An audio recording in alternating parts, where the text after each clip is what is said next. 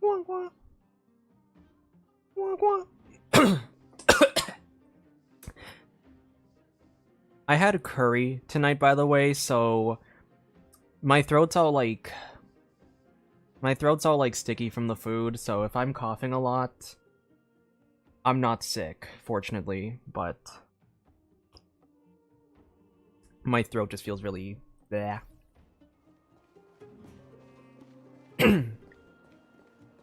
Always make sure to drink your water after certain meals. Anyway, hello everybody, welcome to the stream. Hello Lux, hello Seth, welcome, welcome, welcome. For context as to why I am fashionably tardy tonight, I was catching up with some friends, and we stayed in call for a little longer than I expected. Which is, you know, so I have a valid excuse, you know, social interaction is always more important than streaming. For most people, at least. But today, we are finally gonna catch up on 1.0, what do you call it? 1.0's, fuck. What are they called? I don't know what it's called. Companion quest, that's what they're called. I believe the rest of the 1.0 quest is... What I have, I believe what I have. What is it? Fate's Atlas. It's here somewhere. Not this one. Where is it? This one? Yeah, this. So, because this is, I think this... There's a loud motorcycle. Anyway, well, that's me. This one I believe is a 1.2 quest, so I'm gonna hold off on this one. I think these two are the ones that I have to do tonight. Yeah.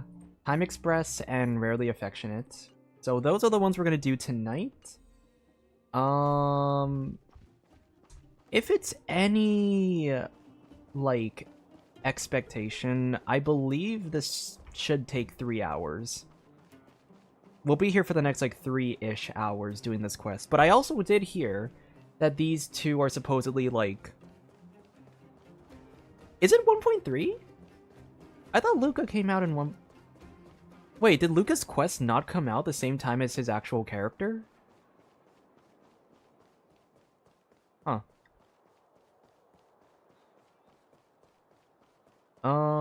By the way, are there any, like, world quests that are, like, actually important to play on stream? Like, are there any actual world quests that are important to do, or is it all kind of just, like, basic fetch quest, like, level? Because I already have to catch up on a lot of, like, story content for HSR. If I can avoid it, if there isn't, like, a lot of, like, major lore in, like, a world quest, I'll probably just skip it on stream. Okay, cool. Where have you Yeah. been?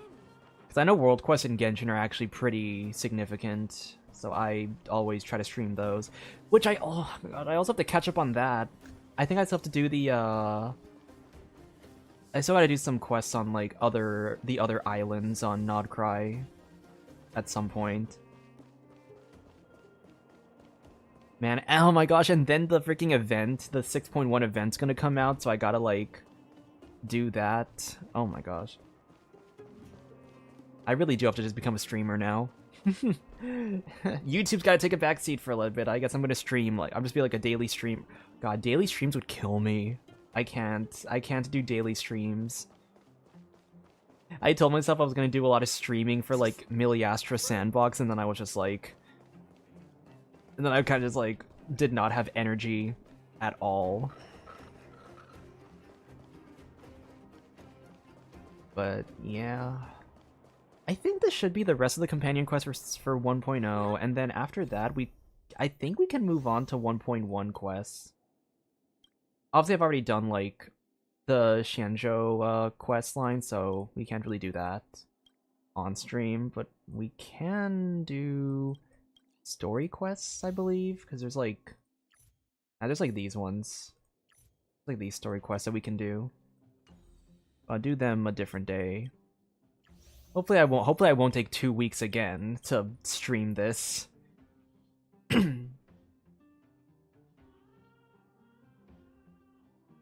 But yeah, I guess we can just get started now. This one's supposed to be Serval and Gepard. And yeah, I heard the last 2 quests for this, like Gepard, Serval, and then the Clara quests, are like actually super like significant, like significantly better. So I already loved Hook's I loved Hook's quest, I loved the Natasha quest, so if these are a step up, I'm gonna like really love these quests. I just had dinner, so food coma's probably gonna like screw me over in like half an hour, so hopefully I don't sound too dead. But yeah, let's get started. Traveler, are you there? When I was cleaning, I found 2 coupons for afternoon tea at the... Fuck, how do you pronounce it? Gotha Hotel? Do you want to come along? Whoa, damn, you can actually clean? Haha, I knew you would say this. Let's meet beside the lobby. I'll be waiting. Okay, order a drink for me. Hello? Mission accepted. Serval invited you to have afternoon tea together at the Gotha Hotel with a clumsy excuse. After all, there's no such thing as a free lunch. You immediately realize there's more to it. No matter what, head to the hotel and chat with Serval. Who can resist a free cup of coffee? Okay. Let's do this.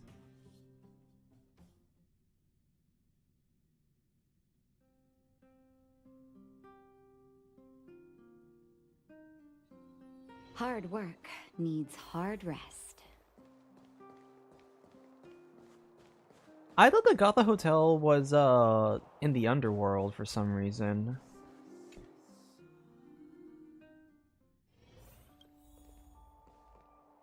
Oh, it's above me.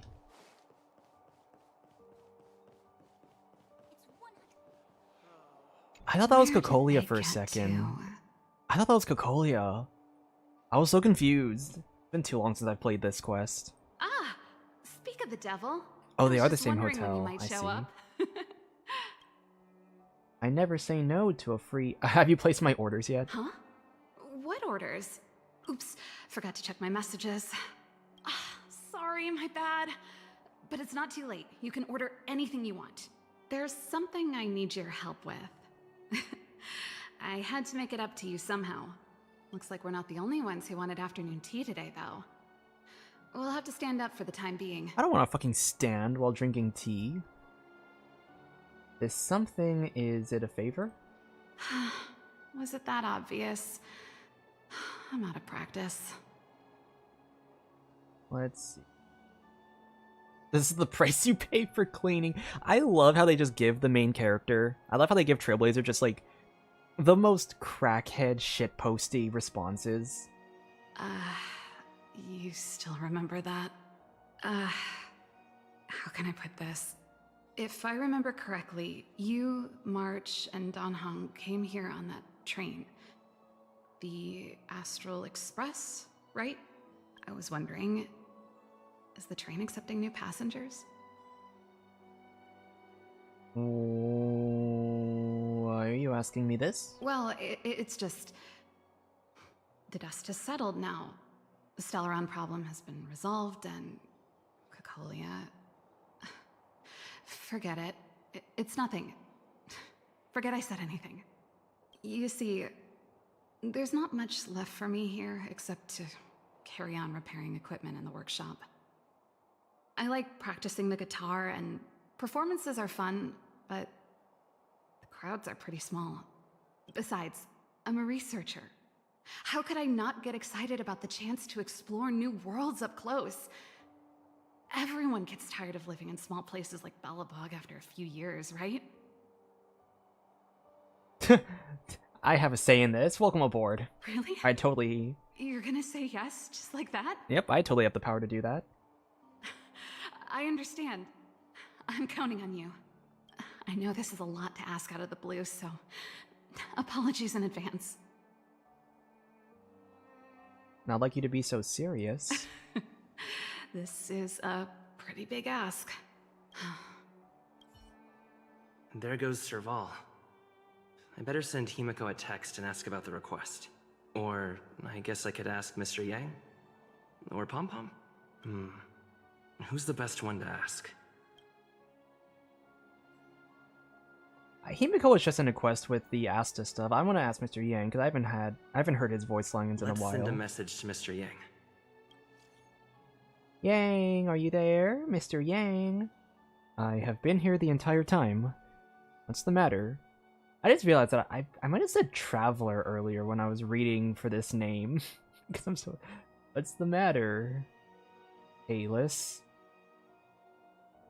Does the Express welcome new members? I have a friend who wants to join. Oh? I'd of course welcome them. However, do you mind if I ask some questions? What kind of friend did you make? She's uninhibited. She's a rockstar with an uninhibited personality. Oh, that's a pretty good hobby. I myself am interested as well. Anyhow, I'd like to welcome your friend. However, I'm not the decision maker here, but I will put in a good word for you with Himiko. In my experience, she shouldn't have much objection, so don't worry. I love his... Oh, I love it. Hooray! Yippee! Yippee! My window closed. Okay, good. I do not need my neighbors hearing me making these fucking noises.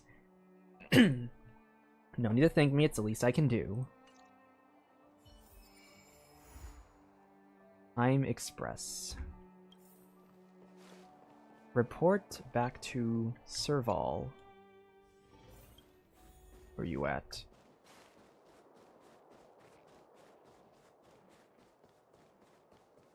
Oh, I hate how I can't like fucking jump in this game. I could just jumped off the stairs, but no, I gotta actually walk down the stairs like a regular human being. Oh, Gepard's here. You should go and talk to Lady Bronya, Serval. It was her personal invite, after all. I know. Let me think about it. What are you guys chatting about? Perfect timing. Please, talk some sense into her. I knew it.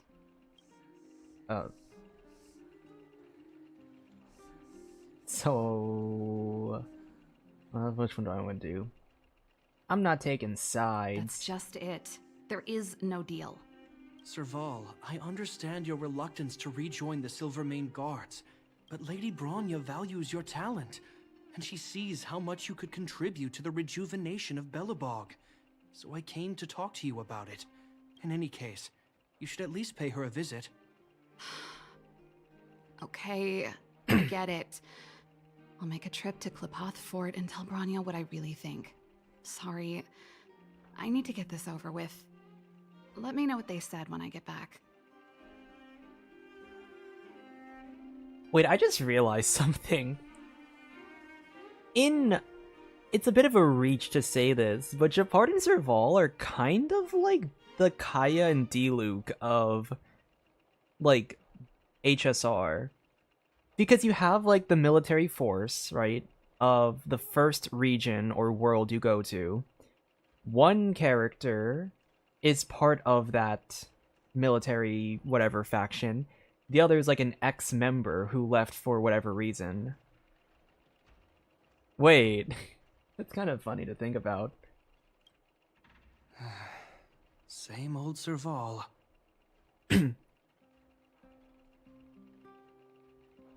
This might... I do want to see if this quest gives me ideas for, like, designing, like, lore mechanics for Gepard and Serval. I do... Because right now I'm not too sure what I want to do for their kits. Like what kind of special thing I want to do. Right now they're just, like, general, like... They're just, like, general units with, like, support, DPS, whatever functions.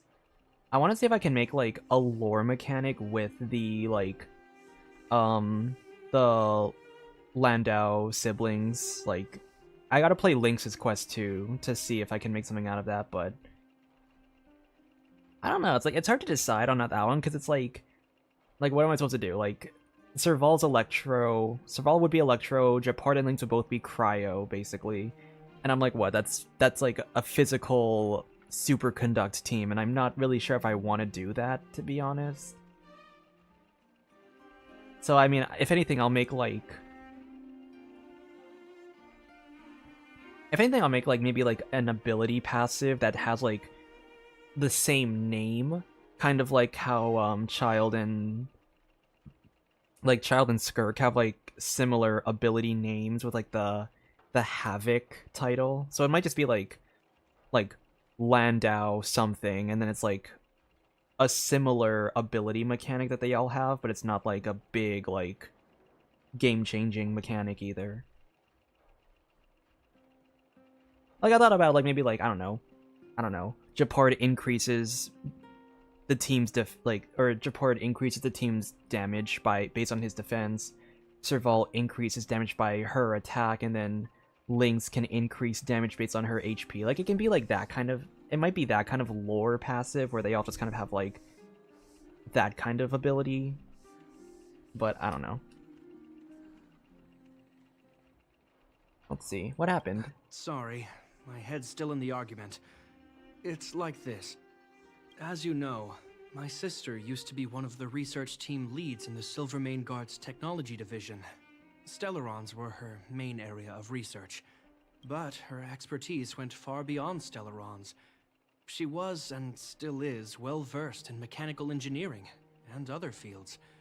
Immediately after her succession, Lady Bronya set her sights on Serval's talents. The Supreme Guardian wants her to resume her technological research and be a shining light for the revitalization of Belobog. However, you saw her attitude just now. I doubt her meeting with Lady Bronya will change anything. It'll probably just leave them both feeling dejected. Maybe she just wants to see the outside world. I think there's more than one element to it. My intuition tells me this is mostly linked to Madame Cocolia's passing. That's right. I forgot. They were doomed Yuri. Yes, a story to tell. Tell me about the doomed Yuri. Never mind. It's just a personal hunch. I've never been good at reading my sister's mind. I can tell the two of you have a close bond. If you get the chance, see if you can persuade her to open up about it. Hand on heart, I wouldn't want to see her sitting behind a desk in Clopoth Fort and sighing all day either. Belobog is too small a place for a mind as inquisitive as Serval's. Maybe it would be better for her to join you on your journey. I'll admit, I'm a little worried about how she plans on getting all this across to Lady Bronya. Are you busy? Let's go and wait for her in front of Clopoth Fort. Let's see.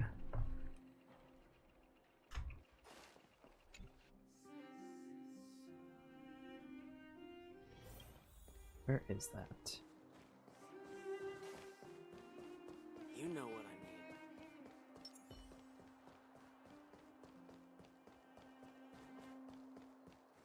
Doesn't seem like they've finished talking yet. I hope it's not turning into a shouting match. Let's go in. Is it really gonna be that bad that it goes into a shouting match? I understand your circumstances, Serval. I respect your choice. Shouting match my ass. It was my mistake to make an unwarranted request without considering your own wishes. Allow me to offer you my apologies. I hope you don't take this matter to heart. No need, Bronya. You're a Supreme Guardian now. Don't let a little thing like this... Besides, I'm the one who should be apologizing. I've put my own personal reasons ahead of Belobog's reconstruction. I get it, Serval. After all, you and Mother... Is this wait, is this actually Doomed Yuri? I thought that was just a joke that we had. Sorry, I don't mean to open up old wounds. But there's something I need to ask you. This guitar, I found it after going through Mother's old things. She was never a music lover, so I thought this might be connected to you. Cocolia, you... Huh?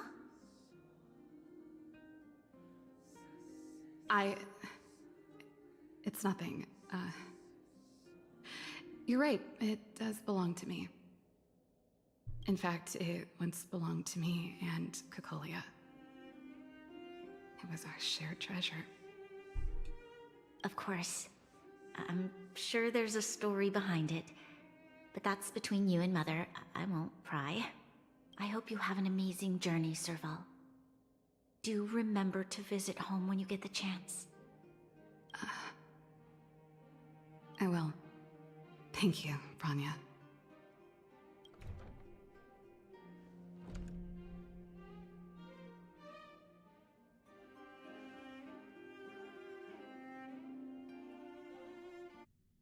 I assume you heard our conversation just now. I didn't expect her to be so open-minded. And she didn't even try to persuade me to stay. She didn't summon me just to return the guitar, did she? I wouldn't rule it out. She's good at reading people's minds. She would have known that you'd never set foot in Clopoth Fort voluntarily.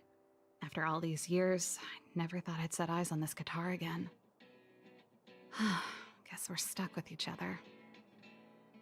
So, what's the story behind it?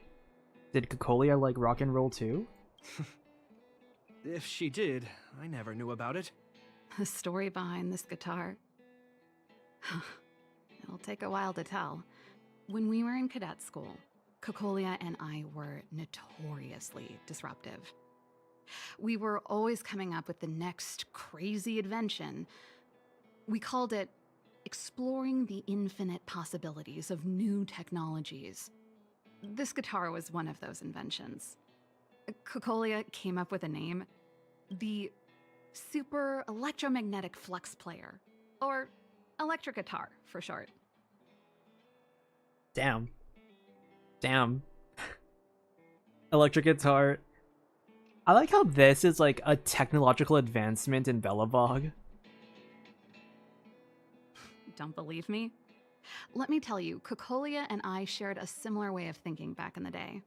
It's a bit of a mouthful, but I liked it at the time. It was a rock and roll name. I told you it'd take a while to tell the story. Let's get back to the workshop first. By the way, want to help me pack my bags? Huh? That melody. That's one of yours, right? I didn't think many people liked that one. Seems the city might have a few nice memories of me after I'm gone. Well, it's getting late. Let's head back.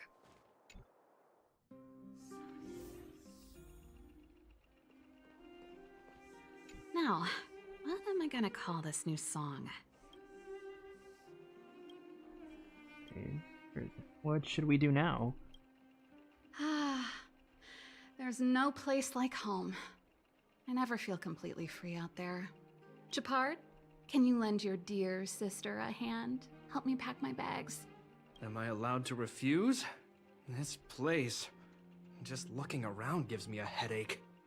Okay, I promise this is the last time. I'm about to go traveling with him. Who knows how long it'll be before I can visit home again. You should help me pack while you still have the chance. Fine. I'll give you a hand. You just need to make yourself at home. You've done plenty of work already. Help Serval pack her things. Serval, what kind of plant is this? Oh, that? It's a botanical specimen. Little Lynxie sent it during one of her research trips. So Lynx is a researcher. As for the name, I can't quite recall. Snowman's palm. And Little Lynxie is the youngest sister of the Landau family, by the way. Ah, yes, yes. Snowman's palm. My memory's the worst. It's the only plant here that looks like it's still alive. Hey, watch it. Anyway, this specimen means a lot to me, so I'm bringing it with me. Thanks for the reminder.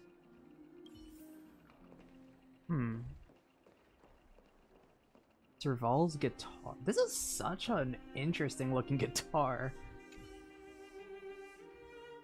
Since you're so curious, I'll give you the whole story. This guitar was actually given to me as a birthday present by Cocolia a long time ago. I came up with the design, but I was never able to build it. Some of the raw materials were either too expensive or too hard to get a hold of. She helped me turn the concept into reality. Quick as lightning, always keeping her word. That was her way of doing things. Back then, I thought we'd be friends for life. If it was a gift, why was it in Madame Cocolia's office? I don't think anyone realized, but back then we were so close we didn't even differentiate between each other's possessions. We shared pretty much everything. We lived in the same dormitory, went to the same school together every day, ate together, whiled away the time together, and occasionally talked about music together, though it wasn't something she was overly familiar with. That's how things were until the day we fell out. A lot of our shared possessions never left her office again. I was always looking forward to the day she'd return this guitar. I thought that would be the day we could bury the hatchet. Now that I think about it, perhaps I was too naive. She'd probably forgotten it even existed. And that's the only Cocolia you guys ever got to know, huh? Always ahead of everyone else, never looking back. Even for a second, she put it all out of her mind. Me and every memory to do with me. She may have been colder than you thought to begin with. You didn't do anything wrong, Serval. I know, but that's what makes it harder. Let bygones be bygones, sister. How did the conversation get so heavy again? No good. Let's talk about something interesting. You know something, Gepard? That guitar case in your hand and my guitar? They're both from the same prototype. The super electromagnetic flux player. I never knew your guitar had a connection to me, too. Quite the story. This repair? Was in this case. Well, let's see. Ah, yes. Silvermane Guard's standard issue portable heater. It's broken, though. It's a family heirloom. It belonged to Rhonda once. You should take care of it. I wanted to keep it with me. But that's the problem with old things. The less you use them, the easier they break. Besides, no one's paying me to fix it, right? Hey, wait a minute. Didn't I teach you a few machine overhaul skills? Want to practice on this old antique? Here we go again. Sure. Little Geppy, does she order you around like this too? Like I said, let bygones be bygones. The principle behind this machine and the one you fixed when you first came to the workshop is the same. You'll understand when you see it. So, I'll leave this one to you. In return, how about I tell you the backstory behind it? Do I have a choice? Maybe we should have let you join the Astral Express after all. What? No, no, no, no! Can't you see I'm just short of hands here? Think about it. You helped me fix my machine the first time you came here, and now you're helping me the last time, too.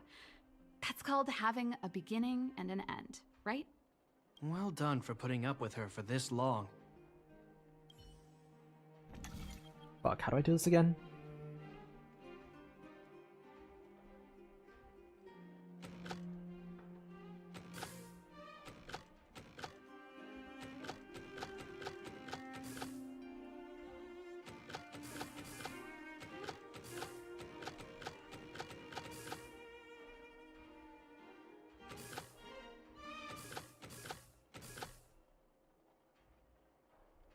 Um.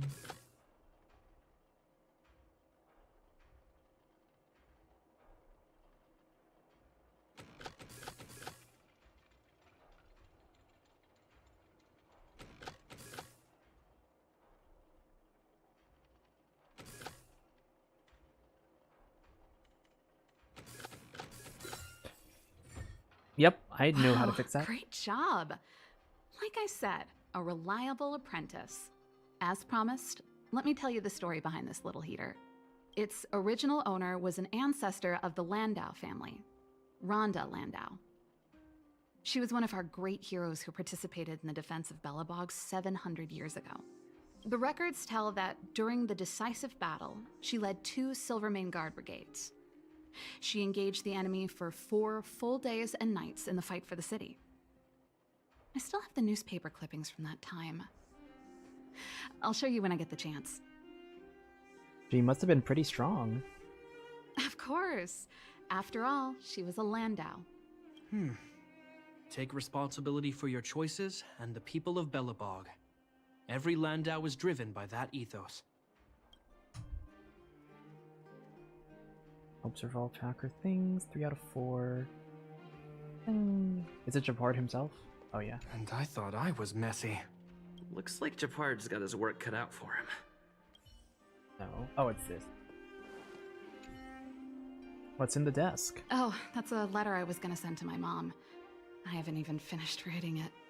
There's nothing personal in it. Have a read if you like. You're still writing to Mom and Dad? Only to Mom. You know, I still don't get along with Dad. You know, Serval, if you're really leaving Belobog for a while, you should pay them a visit first. I'll think about it. That should be everything. You're here! Come on, let's gossip. Finally. I think I must have left cadet school with about the same amount. No easy job.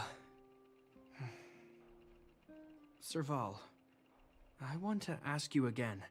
Do you really want to leave Belobog and go with the Trailblazers? Of course. This is a once-in-a-lifetime opportunity. I can't miss it. What's wrong, Gepard? Oh, I see. Can't let go of your dear old sister, huh? Forget it. I don't want to complicate things for you. But before you leave, I have one last request to make. The garrison is heading down to the underworld soon, to survey the situation around Boulder Town. Why don't you come with me? Huh? You just said you didn't want to complicate things for me, and now you're sending me on a mission. Aha! You just want to spend as much time as possible with me before I go, right? No, it's not that. Oh, I've he's just heard a there are a softie lot of for his old energy sister. hubs in the underworld, and you're probably the only person in Belobog who knows how to inspect them. Since you're leaving one way or the other, why don't you do the people of the city one last favor before you go? Even at a time like this, you're still thinking about the people.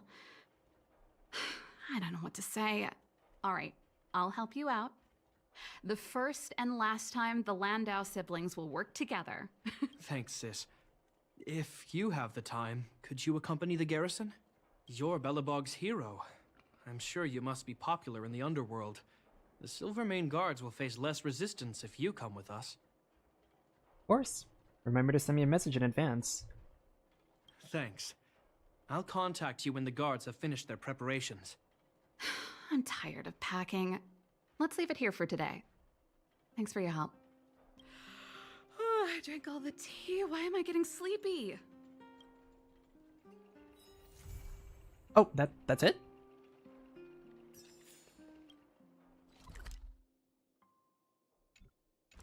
Like, I knew I know there's like 2 parts to this quest, but like I could have sworn there would at least have been like, I thought it was longer. I thought part 1 would have been longer, you know? Only a child.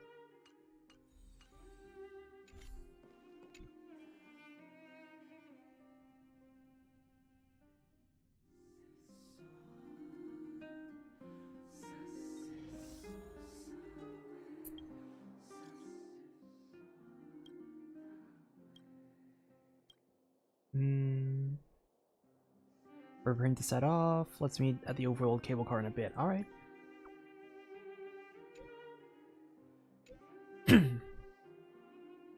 It's not urgent, I still have to wait back to the military lines first. I'm guessing Serval has just left home. If you arrive before us, you'll have to wait for a while. Anyway, see you later. Right?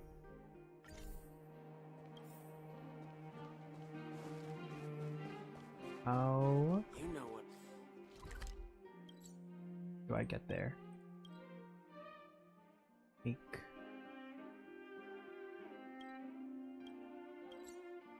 I have to take these stairs down.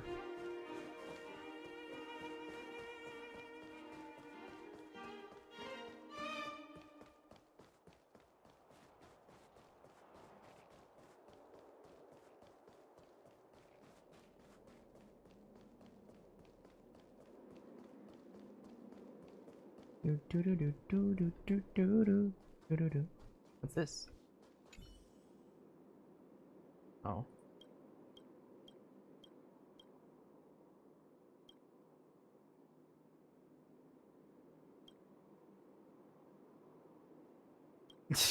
Damn, there's an option just to shout like, "There's a bomb!"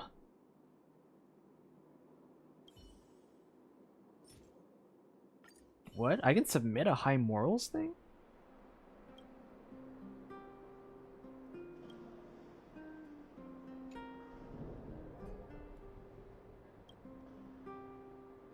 What am I... Oh.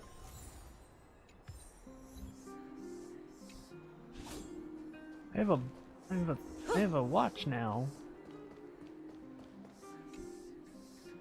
You're here. Thanks again for agreeing to this.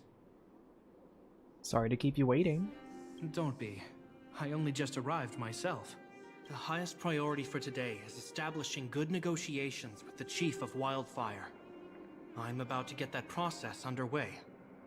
Serval was a little delayed on the way over, but that doesn't affect our schedule. Let's set off. Hold up, I wasn't that late. Negotiations will be held in the Boulder Town Clinic. Serval and I are newcomers. Damn, just ignoring so your you'll sister, have to huh? lead the way. Classic. I don't know. I'm an only child, so I actually don't know if that's like normal behavior.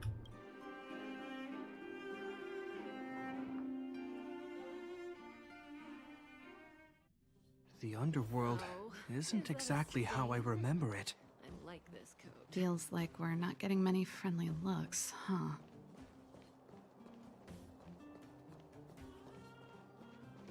Oh my gosh, wait. Hear me out. Lore mechanic. Lore mechanic. If you play a wildfire, or if you play an underworld character with a character from the like above city of Belobog, you get a debuff.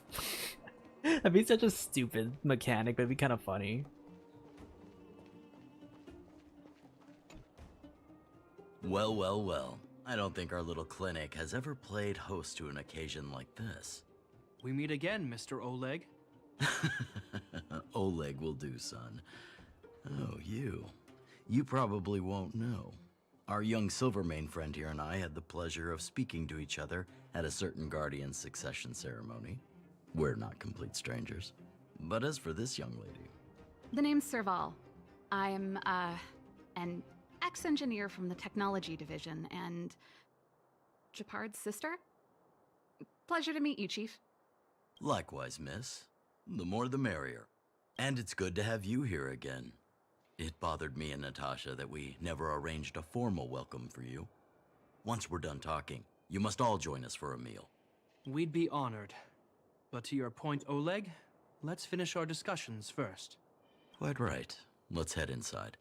Too much commotion out here. Okay, so I'm pretty sure Natasha's gonna make an appearance then, right? Yep, there she is. Huh, so she's your sister. The Landau family is full of talented young people, I see. You're worried that Underworlders might still hold a grudge against the Silvermane Guards. So you want to show your solidarity with the Trailblazers to build some trust. Seems like a sound strategy to me. Rebuilding trust between the two worlds has always been a priority for Lady Bronya. People here must have felt abandoned by the guards after the passage was sealed off. If we were to simply take over the underworld in the name of the Supreme Guardian, I can only imagine how people would react. Seems like you have a good handle on the situation. I see now why you made captain at such a young age. So, you're also saying the guards want to work with Wildfire and use our reputation to win back people's support, correct? I wouldn't use those exact words, but that is more or less what we want to achieve. If that's the case, I've got a question for you. Since this offer comes from those who left us to our fate for more than a decade, how would you react if Wildfire refused? Would you use force? Oh? Oh? She's not trying to be diplomatic about it, is she?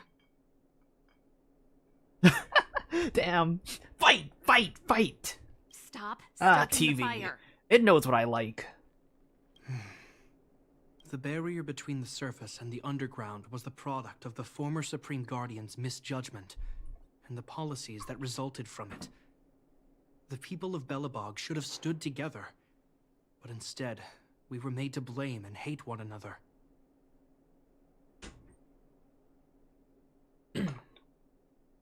Lady Bronya wants Belobog to heal, so the Silvermane Guards need to regain the people's trust.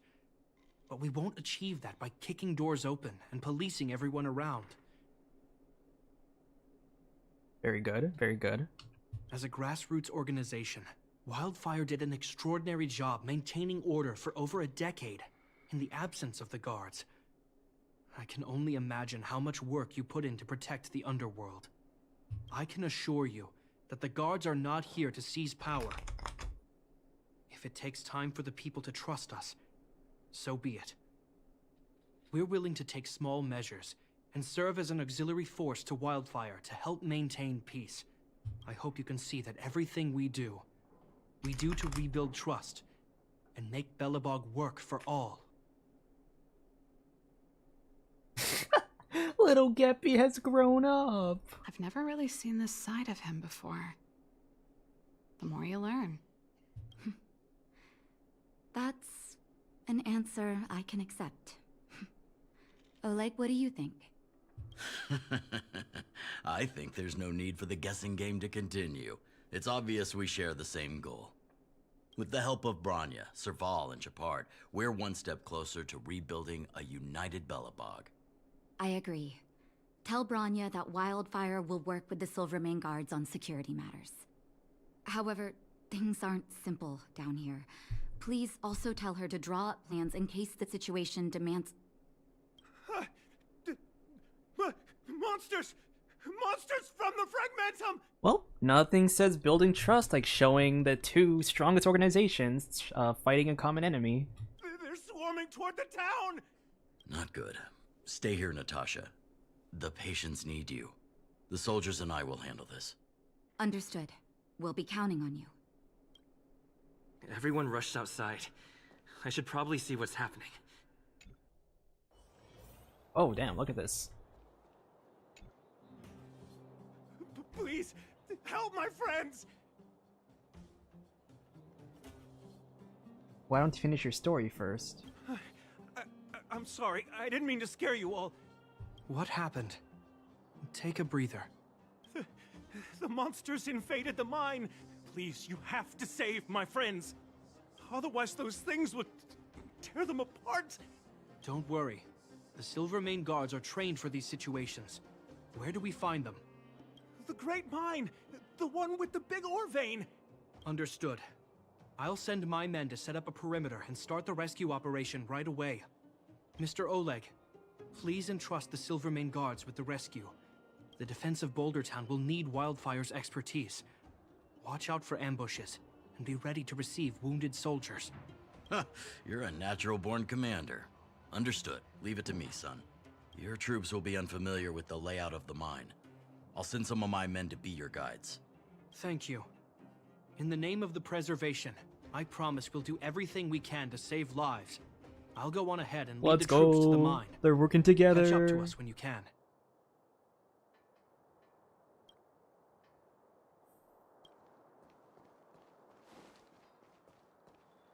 I couldn't get a word in while they were talking. A duty-bound soldier and a resistance leader. It's hard to be rock and roll in front of people like that. You know, maybe I need to put my inner struggles in a broader context. People walk on different paths. Mental health is it. Yeah, you know what? Mental health is always important. I know. Anyway, don't worry. I'm doing fine. It's just... I see people fighting for their lives, and here I am thinking about how to escape. I feel guilty about that. Wait a minute. Was that Gepard's plan all along? Use guilt to make me stay? Surely he couldn't have foreseen a monster invasion. That's true. Anyway, since he asked for help, it's time to give those monsters a shock. You know the way to the Great Mine, right? Let's catch up with Gepard when you're ready. I'm ready. That's all you needed to say. Let's go. Alright.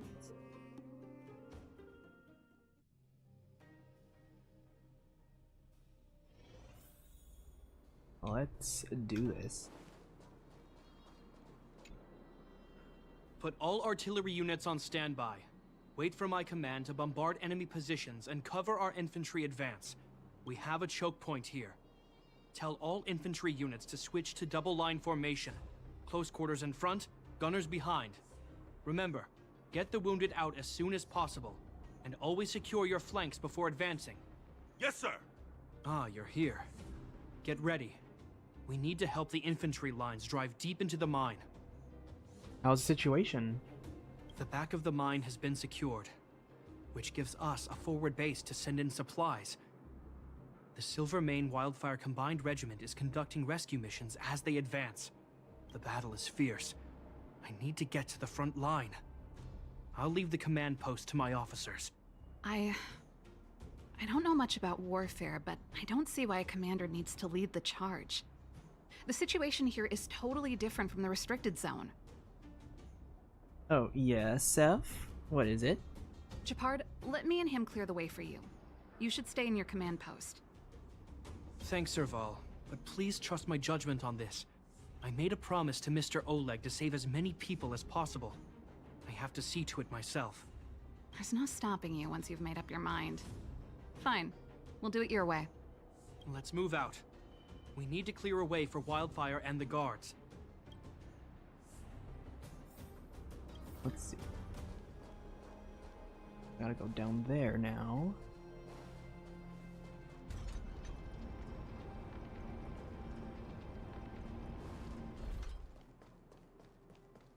All Guess we'll just- civilians, please go to the bridge immediately. Wait, it's The out? Silvermane guards have set up a defensive... There's a monster heading this way.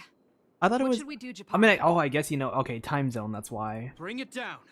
We need to cover the retreat. Oh shit. Well, I know what I'm watching after the stream.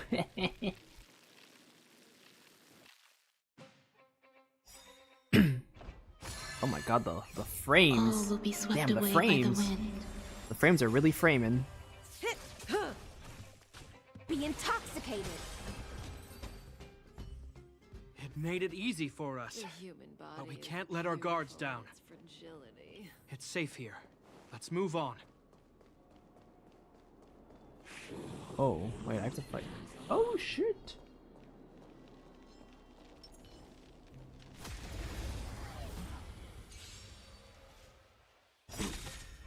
And the abysses revel. Your cries rise. Relax. Existence is unity. Time to say bye. Boom.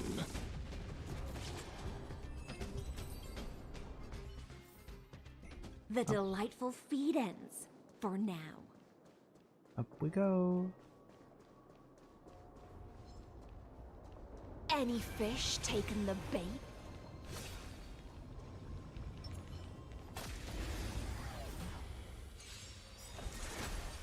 Eternal.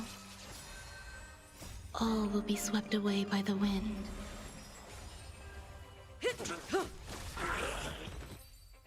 Let's go. Life. A true marvel. Gepard, look. The miners have put up a makeshift defensive line. What's this? I don't know what that is. Are you a Silvermane guard? That's right. We're evacuating the miners together with Wildfire. Are there any other civilians up ahead? The Silvermane guards and Wildfire are working together now? Oh, civilians. I saw a girl run out from our defensive position just now. My brother went after her, but they haven't come back. Understood. I'll bring them back. The guards and Wildfire have set up defenses on the bridge. You should head over. Thank you. Please, bring them back to safety. Oh no! Monsters are coming this way! Leave the battle to us. You need to fall back. Okay. Thank you for saving us. Existence is unity. Sync with me. Stand still. I'm okay. Damn, I'm like not doing that much damage to these guys. Time to say bye. Boom.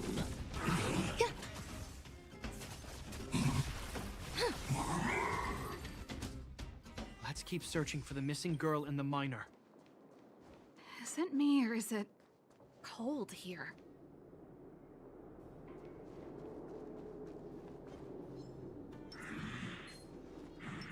Found you.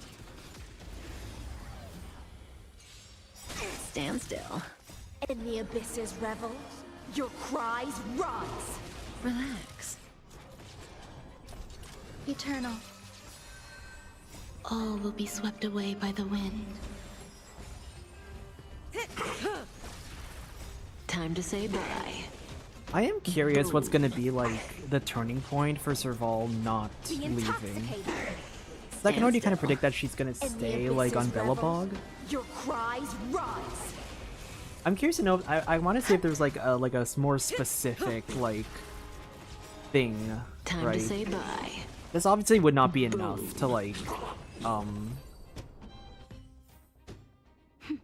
A delicate operation. I feel like just this event in particular is not really going to do Existence too is much. unity. All will be swept away by the wind. Sync with me.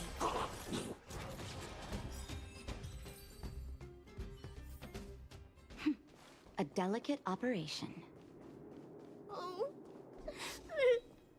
Victory means preparation. They're in danger. Let's go. Found you. Relax.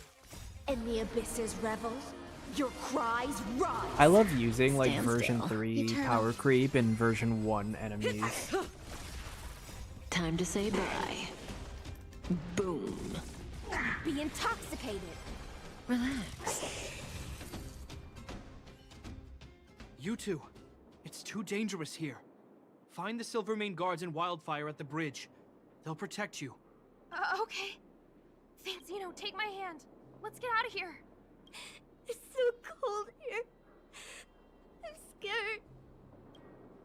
The monsters have gotten stronger somehow. I don't remember them being this difficult. Thank goodness we got here in time. If we'd arrived any later... That's one brave little girl. You were like that at her age too. Huh? I wouldn't go that far. I only had Dad to deal with. He could be fierce, but nothing like the monsters here. Besides, my problem with him wasn't that he was a strict father. I just couldn't believe that he never lifted a finger to oppose Cocolia's order to seal the passageway. Vowing to protect the Underworlders in one breath, and then deciding they deserve to be abandoned in the next? Family code of conduct. What a joke. Father was a soldier. He wasn't supposed to question the orders from his superiors. Never mind. I know I sound like I'm defending him, and I don't want to make you angry. At least now we've got the chance to right the wrongs. I'm angry just thinking about it. Looking back, I'm glad I left home early. Running away doesn't solve the problem. It's been ages since you two had those fights, but you still can't let it go. You need to walk out of his shadow. I'm not trying to change your mind. I just want to know that your choice to leave this planet is a result of having thought things through. Not because you're trying to run away from something. My choice.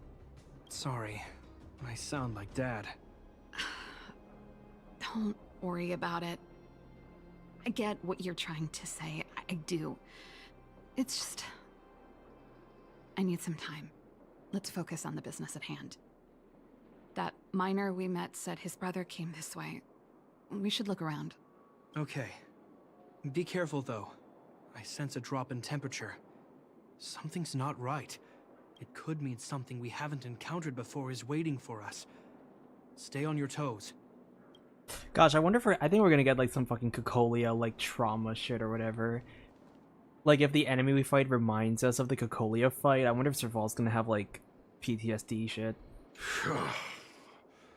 These monsters are tough. I need to find those kids. Hey, did you just scare off a Fragmentum monster? Kind of. There was one on its own. I managed to chase it away. Speaking of which, you came from that direction, right? Did you see two little kids, a girl and her brother? They've retreated to the safe zone. Ah, thank goodness. I chased the monster too far and lost him. They'll be okay now. You should head back to the bridge, too. The guards and Wildfire have set up a safe zone there. Ah, thank you. All of you. I'm just glad they're okay. I can finally retreat as well. I heard there's a powerful monster down the road, some kind of leader of the pack. I'd take caution. Thanks for the intel. We'll be careful. Alright, let's go I deal with think he that was right shit. about the monster. You two. Oh, no shit. sudden moves. I've seen this type of monster a few times near the restricted zone. Ready? Here we go. Wait, don't get too close. Something's not right. Huh? What is it? These monsters are usually eager to fight. You're guaranteed a fierce battle if you see one in the Fragmentum. But this one doesn't seem concerned about us. This could be a trap. Are they that smart? I'm not sure either. I just have a feeling that something's different. The air... It's so cold. Stellaron promises Serval. Why does it want Serval? Did it just talk? Steady. Get ready to counter its attack. Can Gepard not hear that? Gepard, Serval, Londo. Did it just say Gepard and Serval? That noise! Do Fragmentum monsters usually sound like this? It's talking to us. Can you not hear it? Talking? I just hear white noise. Wait, you understand it? It's repeating your names. Our names? What's happening here? I heard rumors about this kind of monster. Shadows in the Fragmentum that assume human form are echoes of the will of past guardians. If the rumors are true, could it be? Cocolia? You just won't stop haunting me. I try everything to put the past behind me, and yet you always manage to creep up again. Cocolia, you witch! You terminated my research and ruined my life. What else do you want to take away from me? Calm down, Serval. It's just a Fragmentum illusion. All that time we spent together, was any of it real? Damn, this really... Dude. It was so easy for you to just leave this world behind. Don't you at least owe me an explanation? Serval! Londo, stand down.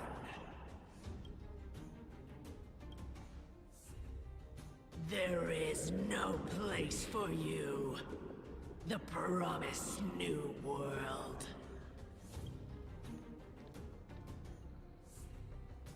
Sister, I know you want Madame Cocolia to respond, but this thing in front of us is our enemy. It was born out of the evil gathered in the Fragmentum. You won't get answers from it. Fight with us, sister. Let's dispel the shadow of the past once and for all. Of course. If you're not yet able to confront the past, then he and I will fight for you. Until your heart is ready. You need some space. I understand. You too. I'm sorry, brother. I always make you worry when things get serious. But I see what you're doing. Reverse psychology, huh? Oh? Guilty. Well, seeing as we've come this far, Cocolia, let's settle this bad blood right here, right now. Are we gonna get like trial versions? Nope. Eternal. We are not.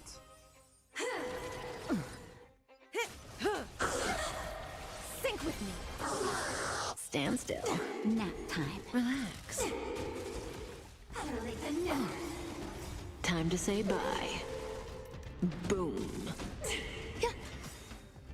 All will be swept away by the wind.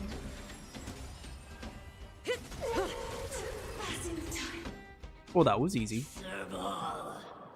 Serval. Serval. Why do you always have to stand in my way? The temperature is returning to normal. The monsters are retreating. I think it's safe to say that the shadow of Madame Cocolia was the reason for this invasion. The other anomalies we experienced were probably also a direct result. Whatever the case, we've managed to avert a crisis. Are you okay? Sounds like something the hero of Belobog would say, all right? It would have taken us much longer to fight off the shadow without you. Serval, how are you feeling? I feel like something heavy has finally been lifted. All that noise before it perished. Did you catch what it said? It said thank you, Serval. Yes. Really? I guess it doesn't matter. From here on out, I'm over that woman. I can tell you mean it this time. I'm happy for you, Serval. It's not easy to truly put the past behind you. Looks like we accomplished our mission. I need to get back to the guards and Wildfire to wrap things up. You two should head over to Natasha's place and check in on the wounded. Sure. Come find us later at the clinic. Let's leave Gepard to his business and head back to town. Oh?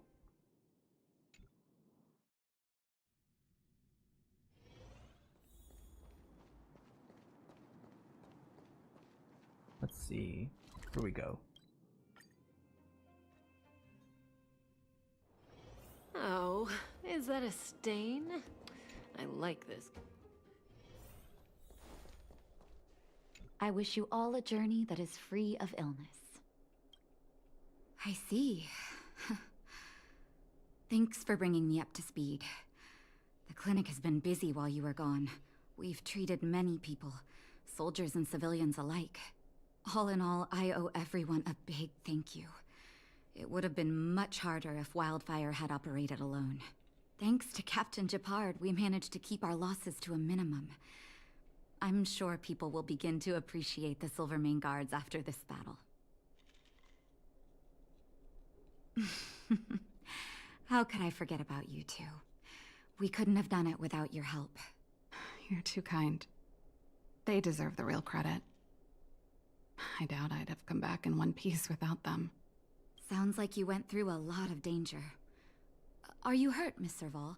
I can have a look if you like. I'm alright, don't worry. Everything worked out eventually. Let's wait for the rest of them to get back.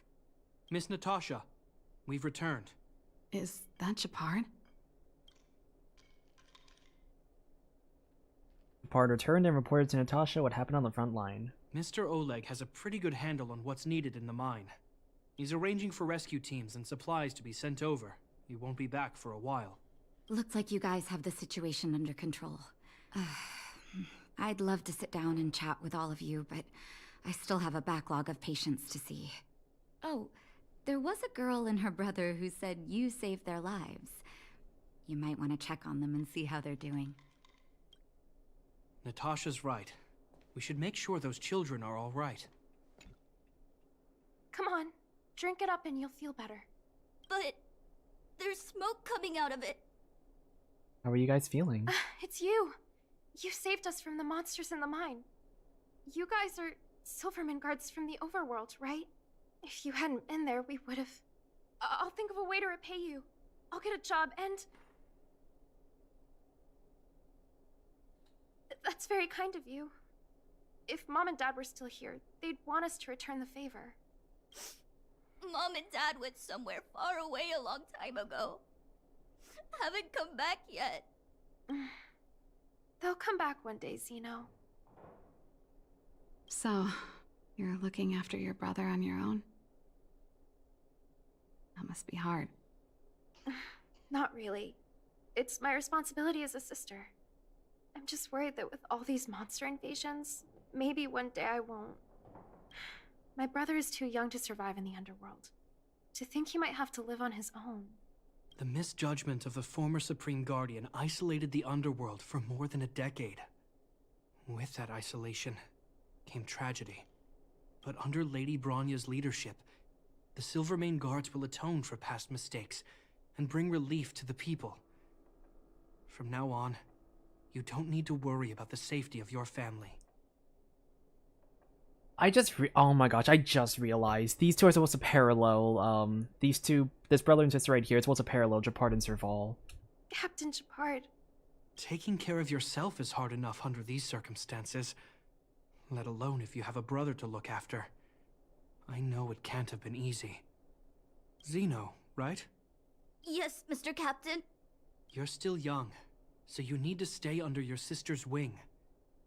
But when you grow up, remember to use what you've learned to protect her. Be there when she needs you, and listen to her when she feels vulnerable. She'll do the same for you. Okay, sir. I'll protect my sister when I grow up. Thank you, Captain Gepard. Zeno and I will remember your words. You know, we're pretty good at turning a happy reunion into a tear fest. Let's call it a day and give them some room. If you're not too tired, Gepard, can I talk to you for a moment?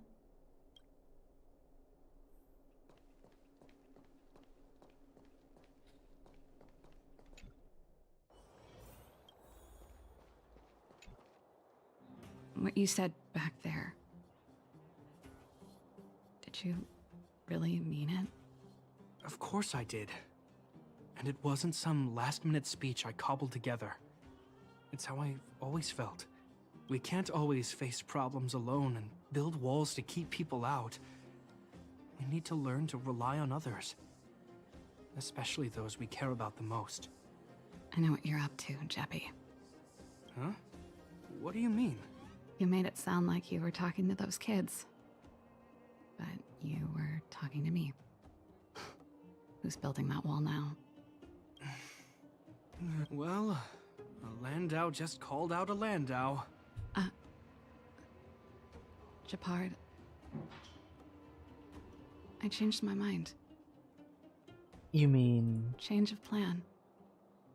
I've decided to stay in Belobog. Serval, I just want you to know that I would have supported your decision, no matter what you chose.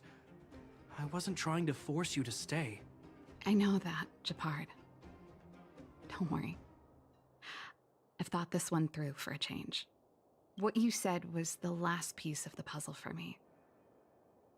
I suddenly realized that my decision to leave was just me trying to run away from my problems. Wasn't a mature decision. I've always found it hard to handle complex relationships. Be it Cocolia or my family. The first thought I have when things don't work out is to run away. Starting from today, that's no longer the case. After all, I'm not doing this on my own, right? Right. If it weren't for you, I wouldn't have had any idea about the hardships people were going through in the underworld. It made me feel like maybe I could help a little and make Bellabog a better place. I have one last thing that I might need your help with. Not again. I'm so sorry. This is the last one, I promise. I want to see the Stellaron. I want to see the place where Cocolia sacrificed herself. Say no more. We'll go with you. Oh, but before that, I need to go back to the workshop and get something. Why don't you head north first and we'll catch up with you? It's all right. I've got Gepard with me. We'll be safe. See you in a bit.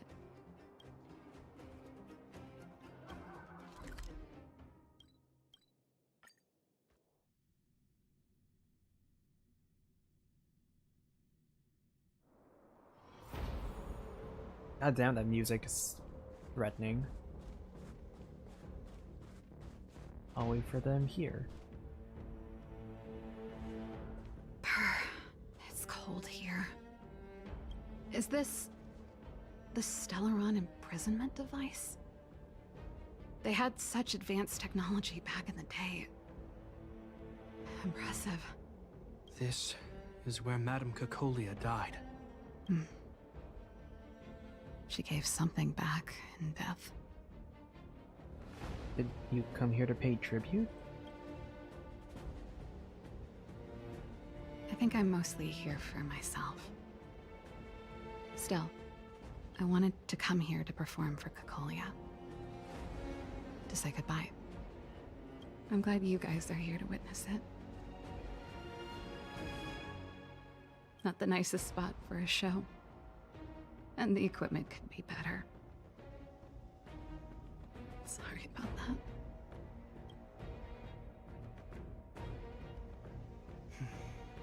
The stage is yours, sister.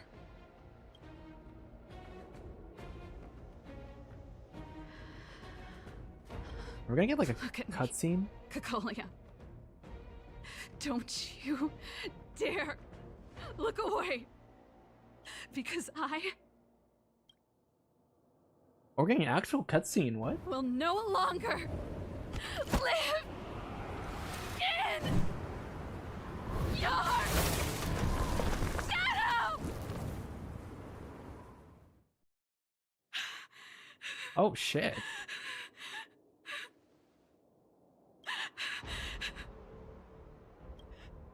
Happy? Happy. I just wish I could have seen the look on her face. Shame.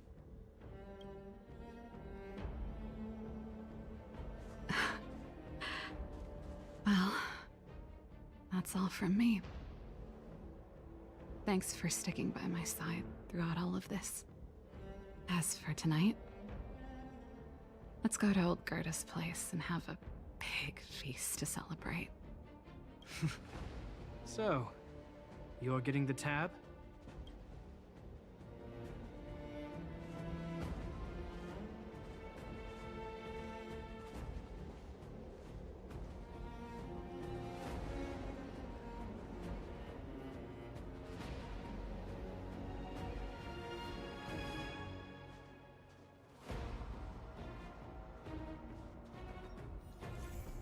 Dang. Visitor verification. Oh. Oh, let's go.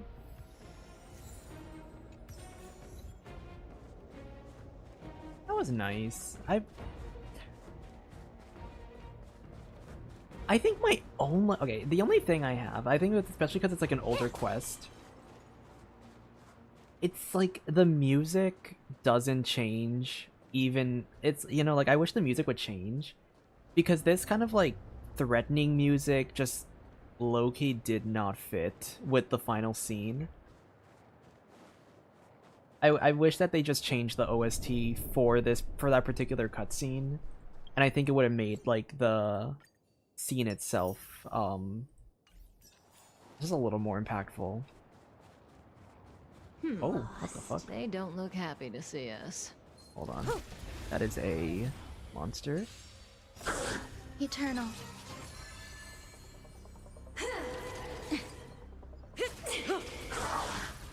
Sink with me. Stand still. In the abyss's revels, your cries rise. Relax. Time to say bye. Boom.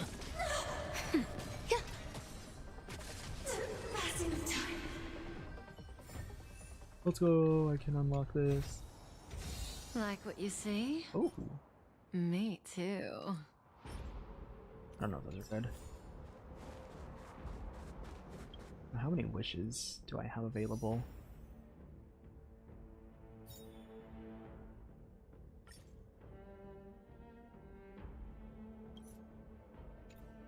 I barely do not have enough. I could do a single 10 pull. I could do a single 10 pull after this.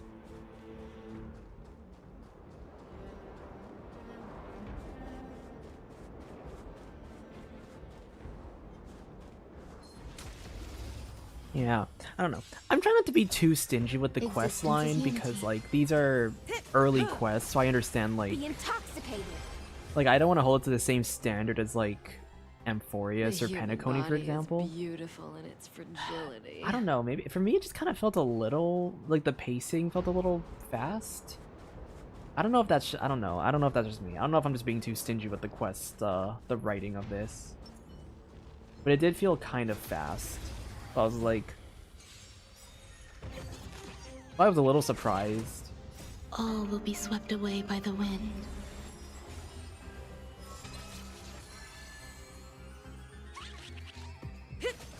Like, the build-up to it was... the first quest still. build-up was pretty In the good. abyss's revels, I guess your the... cries rise. I don't know, I guess the resolution at the end Time to kind of say felt bye. really fast. Boom. The delightful feed ends for now. Once again, this was like a 1.0 quest, so I'm not surprised that it's like... I'm not surprised that the pacing felt fast, but it definitely kind of, I do think about, like, what if they release this quest, like, later on, if the pacing might have been a little better. At the same time, though, I don't know. I don't want it to be, like, the simple fetch quest type of thing, where it's, like, you just go around doing random tasks for the Silvermane, and that's how Serval does it either. Like, it's... I think I also would have gotten like bored of it if it was just like, oh, fight number 1, like this issue's happening. Oh, fight, you know, like event number 2 happens, and then Serval has to help again, and then by the 3rd time we do the Fragmentum, and then Serval, like, that's when Serval realizes, like, it's like if they did Rule of 3s, I think that would have felt dragged on as well.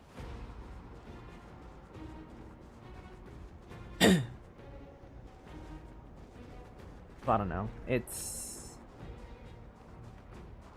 I don't know. Maybe the faster pace was just better for, like, not making it feel all, like... not making it feel, like, super, like, dragged out.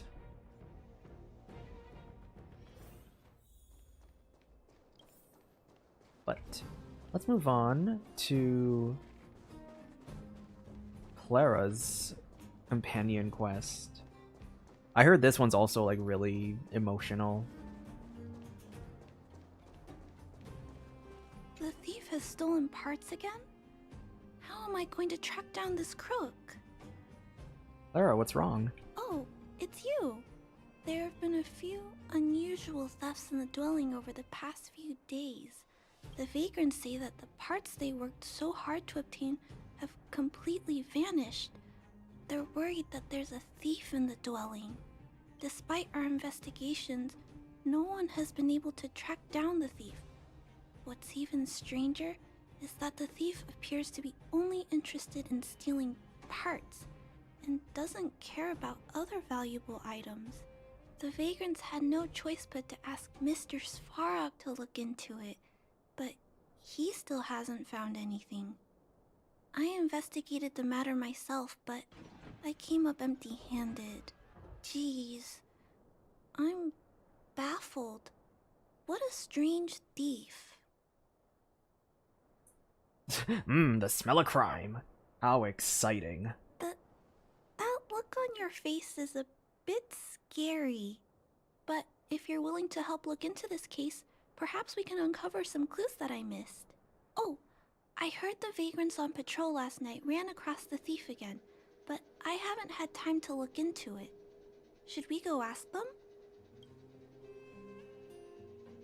Genius detective girl, move out. That sounds kind of weird, but actually, I think it's cool too. Now, let's get started. Alright. You have dialogue? No, you do not. We got a thief. Thief within the camp. An imposter.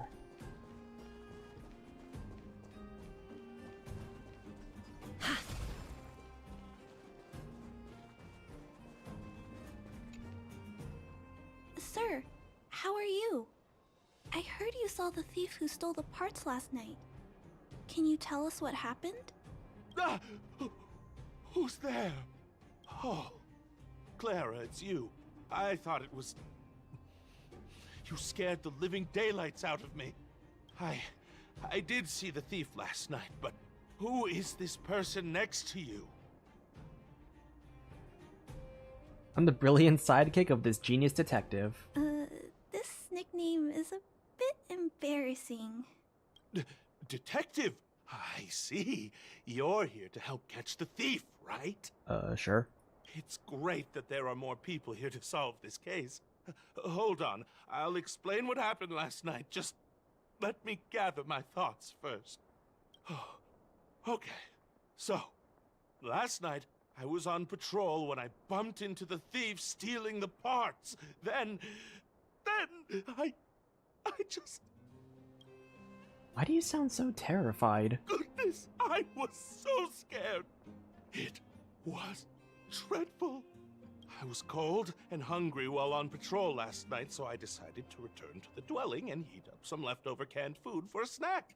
But when I entered the tent, the thief's silhouette scurried across my vision. I couldn't see the thief's face because the tent was so dark, but I could tell he wasn't a nice guy. Because when he turned to flee, he swung a knife right across my face. In that moment, I really thought I was going to die. I could feel the blades chill on my cheeks and smell its rusty scent. The weapon that fella had was definitely a metal one. That's the only thing I'm certain of. Also, I saw the outline of him in the dark. The fella's head was absolutely square. Yes, you heard me. Square. Who exactly...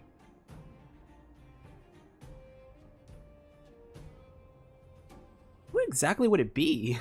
Can you believe that? Someone with a square head? It was truly terrifying. Please, I can't carry on. I'm too terrified. I'm also terrified, but I still have to jot down the important clues. Sir, please take a deep breath. So, the thief was armed with a metal weapon and had a, square head, correct? Yes, that's correct.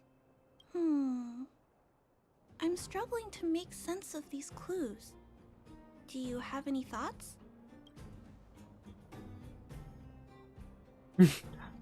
We've cracked the case. The culprit has a square head. Oh, you figured it out. But how are we going to track down someone with such an unusual appearance? Claire's just playing along with this. Yes, I remember something. While the culprit was hurrying to escape, he knocked something over. He may have left some clues or something. This is a crucial clue. Let's go investigate the crime scene together. I think he ran that way. No one has touched the crime scene, so any traces he left behind should still be there. Please, catch the thief for us.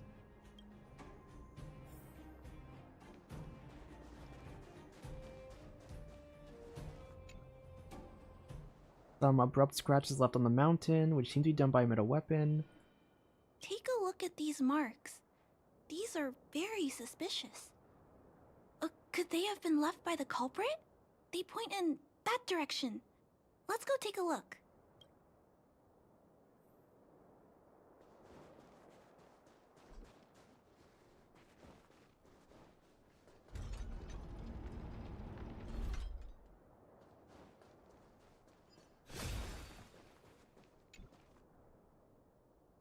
Two people would come to this place, but you can see some scratches on the ground, snaking their way forward. And look at these. How unusual. They don't appear to have been left by a human. There is no way it's Mr. Svarog, right?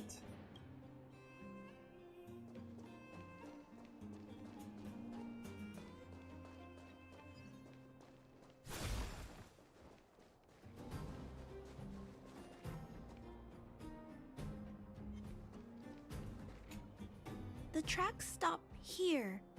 I guess we'll have to look around for other clues. This is where the mechanical waste is disposed of, though. Could it be...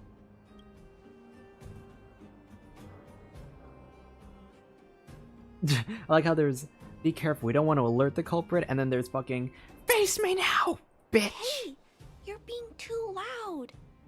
If I could shout, I would, he'll but I just can't. Run away. Let's split up. Wait, what's that noise? Did this?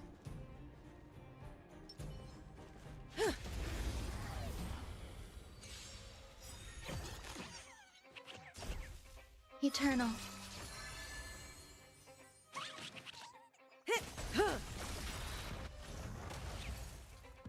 All will be swept away by the wind. Sink with me.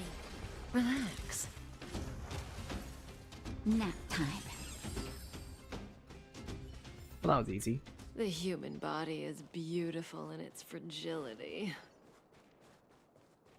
Is it this? It's a tiny robot? Is it searching for something? But I don't remember Mr. Svarog issuing an order like this recently. It looks like it's carrying the vagrant's missing parts. And those tracks and metal scratches we noticed earlier. It does have a square head. Remotely controlling a robot to steal parts. What an ingenious criminal. You know what? Maybe it is. That would be quite strange. Yet, such a scenario can't be ruled out. This small robot doesn't appear to be a Belobog creation. It looks like it's been welded together from random scrap metal materials. Huh. It appears to have a small mechanical arm. Ah! It's noticed us! Human. Injured. No. Hurt. Please don't. Wait, is it actually like... Please don't hit me, I surrender, have mercy. Wait, is it actually being remotely controlled? Don't be scared. Look. It doesn't seem like it wants to hurt us. It appears to be trying to say something. These things can talk? Human. Please. Don't hurt. Is it trying to say, please don't hurt me, humans? Human. Parts. Rivet. Need. Repair. Need. Town. Parts. Need. Hurt. Don't. It appears to have a malfunction, but I think I can understand it. It seems that it needs these parts, and it's begging us not to hurt it. I've never seen a robot with this kind of malfunction before. What happened to it? This man's a fucking douchebag. I love it. Run! Escape! Open fire! Workshop! Chase! Don't! It's running away! No, we can't let it escape. It still has the Vagrant's parts. What should we do? We gotta stop it. But please don't be too rough on it. I'll figure out a way to repair it later. Oh, we're actually fighting. Damn, we're like actually fighting. Pain. No. Hurt. Don't. Pain. Suffer. Sorry. Parts. Sorry. Existence is unity. Sorry. Hurt. Damn. Damn, that was one-shotting the poor thing. No. Pain. Sorry. Sorry. Pain. Hurt. Sorry. Suffer. Sorry. Sorry. Pain. Sorry. Ouch. Pain. Sorry. Why? Sorry. Oh my Pain. god, the little... Suffer. No. Sorry. It seems to have stopped working. We can fix it, right? This is giving me flashbacks to the 2.7 farming Stellar Jade for the... What was happening in 2.7? Yes, but why? I feel bad about this. I guess we should return this little fella and the parts. I think I can... I'll repair it. And if I can't, I'll ask Mr. Svarog for help. He always knows what to do.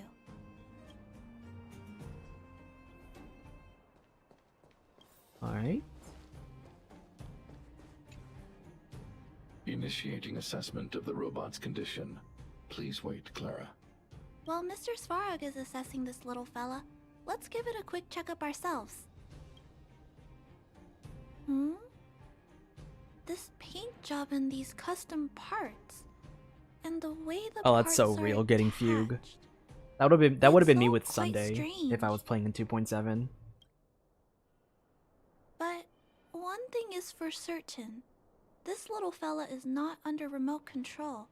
He's operating entirely of his own accord. Its design is, well, unique. I've never seen a robot with a design like this before. It really seems like something that was thrown together rather quickly. Its creator most likely didn't consider whether the system would function properly or not. Is it a failed robot pet creation that has been abandoned? But if it's a pet, then why would it gather parts itself?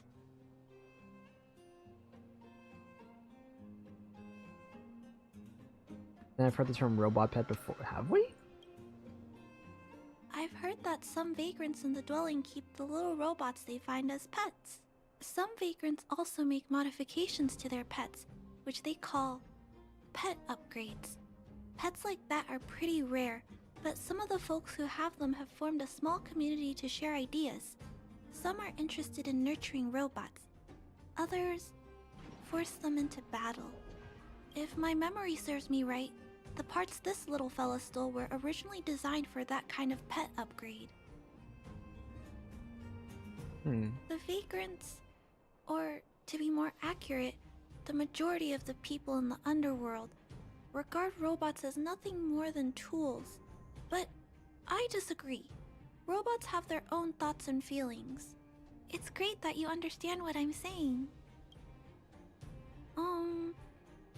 I'm sorry. I just suddenly felt some strong emotions. Let's get back to work on repairing the small robot. This jack's placement is odd. The chip is buried deep inside. If you don't look closely enough, you won't even find it.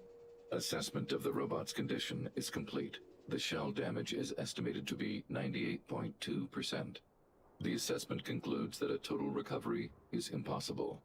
It is recommended that the robot's external shell be removed and replaced. while keeping the outer circuitry and related transmission devices. You can always rely on Mr. Svarog to come up with a brilliant idea. So, I guess we'll have to go find a new robot shell to fix it, right? What the fuck is this? I'll go and strip them from the other robots. Please don't use violent methods to solve this issue. There are other options. There must be some robot shells lying around the machine graveyard. Everyone calls it a graveyard, but there are actually lots of useful parts buried there. I'm gonna return the parts to the vagrants first. Then I'll check on the little fella. Can I trust you to find a shell in the machine graveyard, big brother? I can always go grab one from another robot if needed. Please. Please don't say things like that. You'll upset me.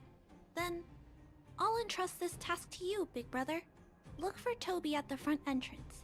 His appearance is crude, but he's the robot most familiar with the machine graveyard. Just follow Toby. Alright. Where is Toby? Wait, where would that be? Is that down here? Oh, that is down here. Okay. Wait. We want to go here then.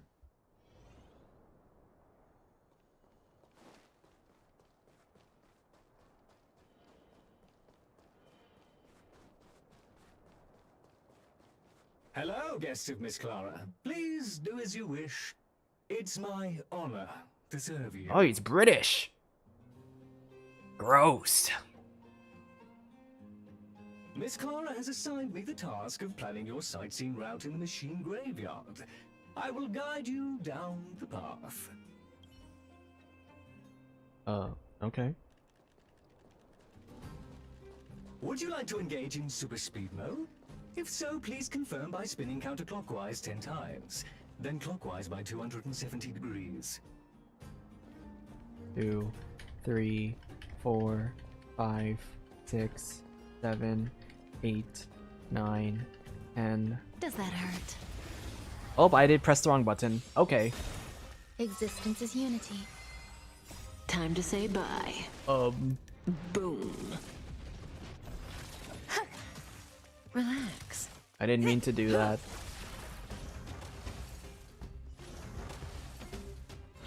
Sync with me.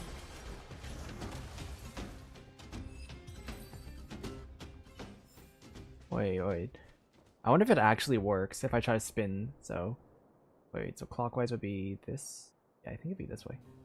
1, 2, 3, 4, 5, 6, 7, 8, 9, 10, and then 270 degrees. That didn't work. Wait, let me try. 1, 2, 3.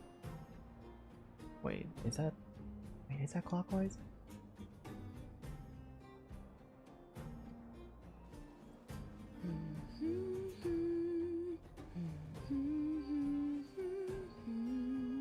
Wait, this is clockwise.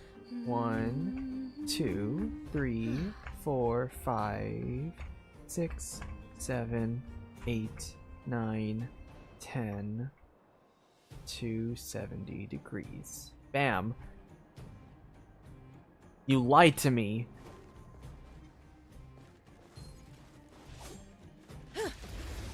I was supposed to enter super speed mode. All will be swept away by the wind. This game is false advertising, guys.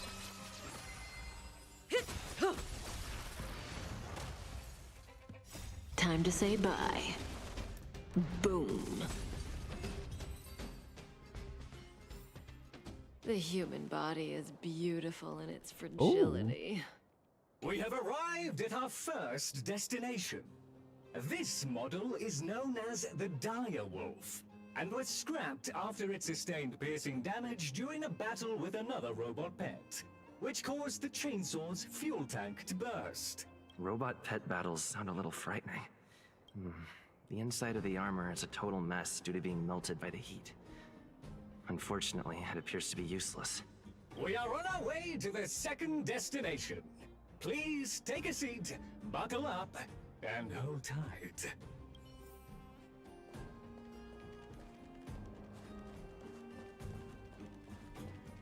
Caution! You have exceeded the speed limit. Please obey Bellabog traffic laws. On the road, safety is the top priority.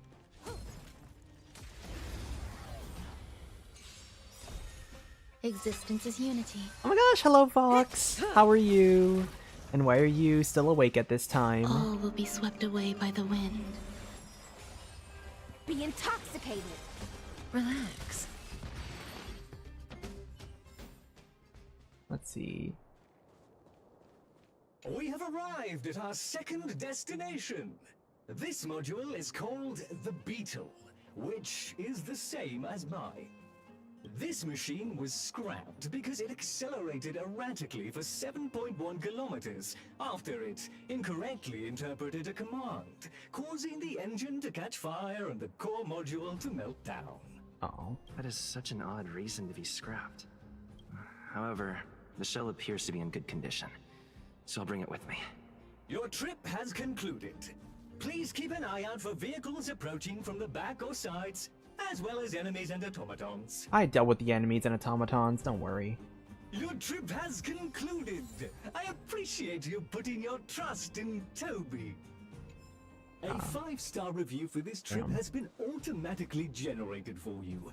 You're welcome. Well, what if I didn't want to give you 5 stars, Toby? I need to tell Clara that this machine's broken.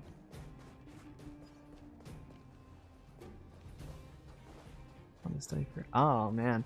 Good luck on your exam. I hope everything goes well on Thursday. And thank you for popping in. Where the fuck do I go? Go up here. Yeah.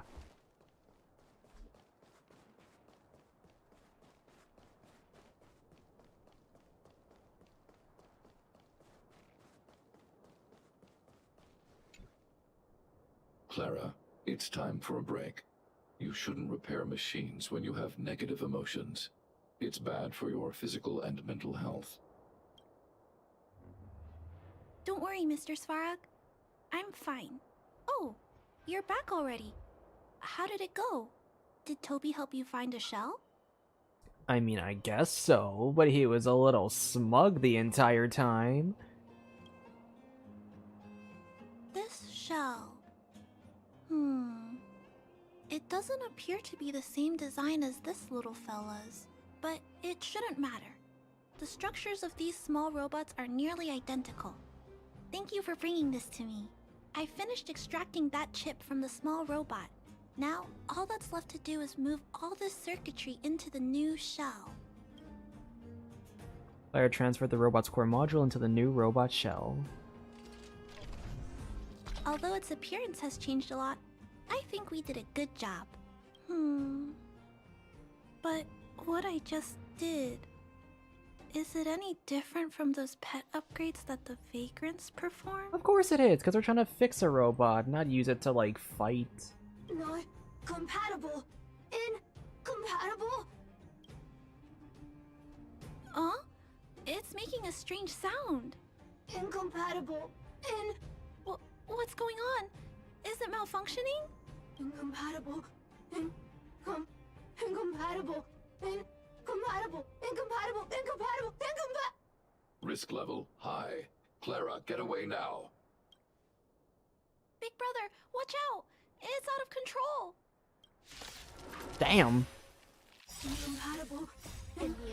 Let me just fucking one-shot this thing really quick.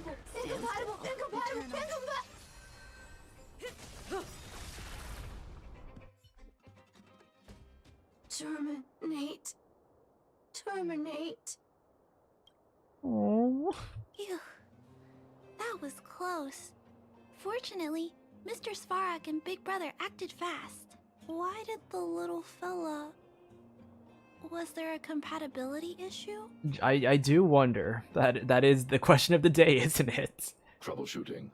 Assessment. The system on the chip and the new hardware are incompatible, causing the robot to behave erratically. The current issue has been resolved. Risk level low. Alert lifted. It appears to have adjusted to its new shell after the battle. That's great. But I'd like to keep a closer eye on it for a while. Compatibility tests should take a few days. Hopefully, it'll be all back to normal by then.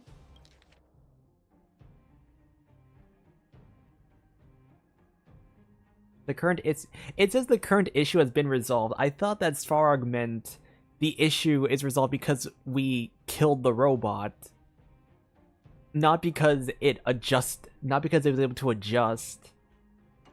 I'm also curious about where this little fella came from. Could you please come back later, Big Brother? I need to look into something. I may require your assistance. Okay. Thank you, Big Brother. I'll text you when this little fella is fixed. Mr. Svarog, I'd like to give this little fella a name. Any ideas for a good name? Accessing name database. Search results. Oh no. Abby, Abigail, Ada, Addison. I should come back to Clara later.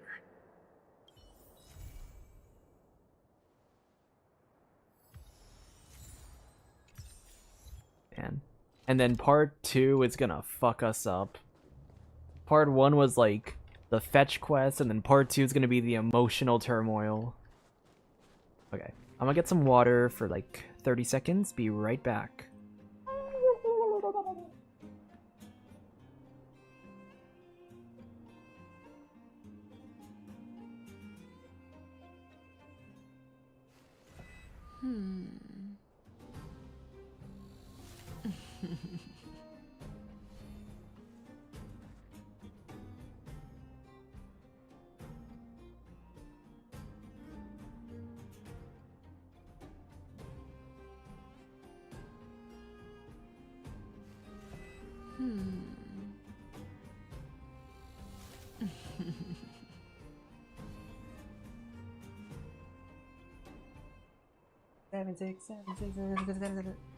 I'm back.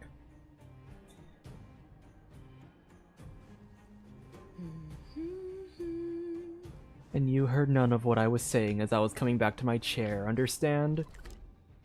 Now how exactly do I get the second part of this quest?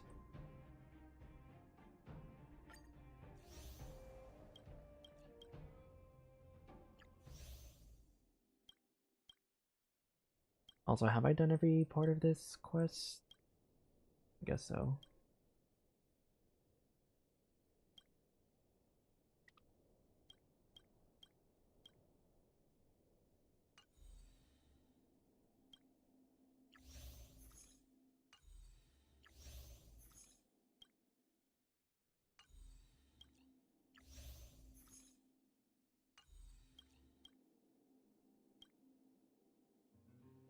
Where do I go? Here, right? Yes. Oh wait, what the fuck? There's more? Oh, this is 1.3. This is okay, we don't do this one yet. We're saving that one for the 1.2 or 1.3 quest video or stream. So I guess that's what I'm playing when I do Luca's quest later on. Okay. For a second I thought I like missed a third part. Okay. Is this where we're teleporting to?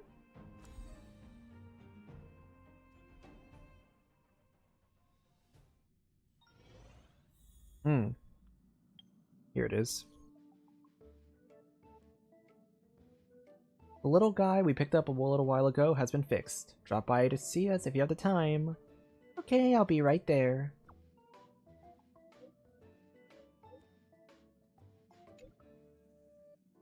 I text like this. I love it when people say okie. That's literally. What is this group?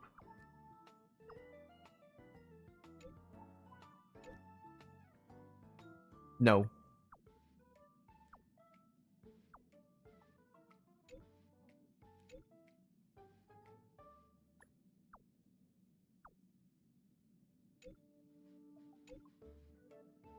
Oh, nope, I don't want to accept that one.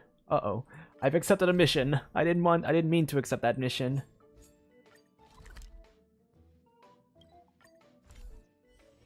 Oops.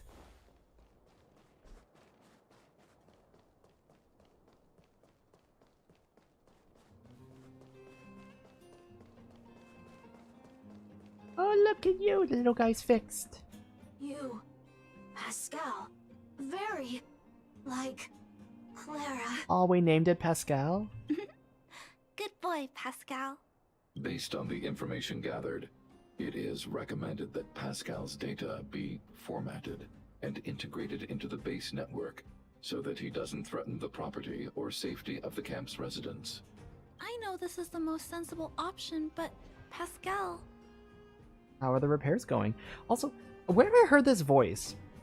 Whoever is voicing Pascal... Wait a second, I need to hear the robot talk again later on. Welcome, outsider. Thanks to Clara's hard work, the repairs were completed successfully. Yes, the little fella is alive and well again. It's just that some parts aren't completely back to normal yet. Pascal, is that his name? Damn, I think you should give up. Fuck. Absolutely not. I'm not going to give up.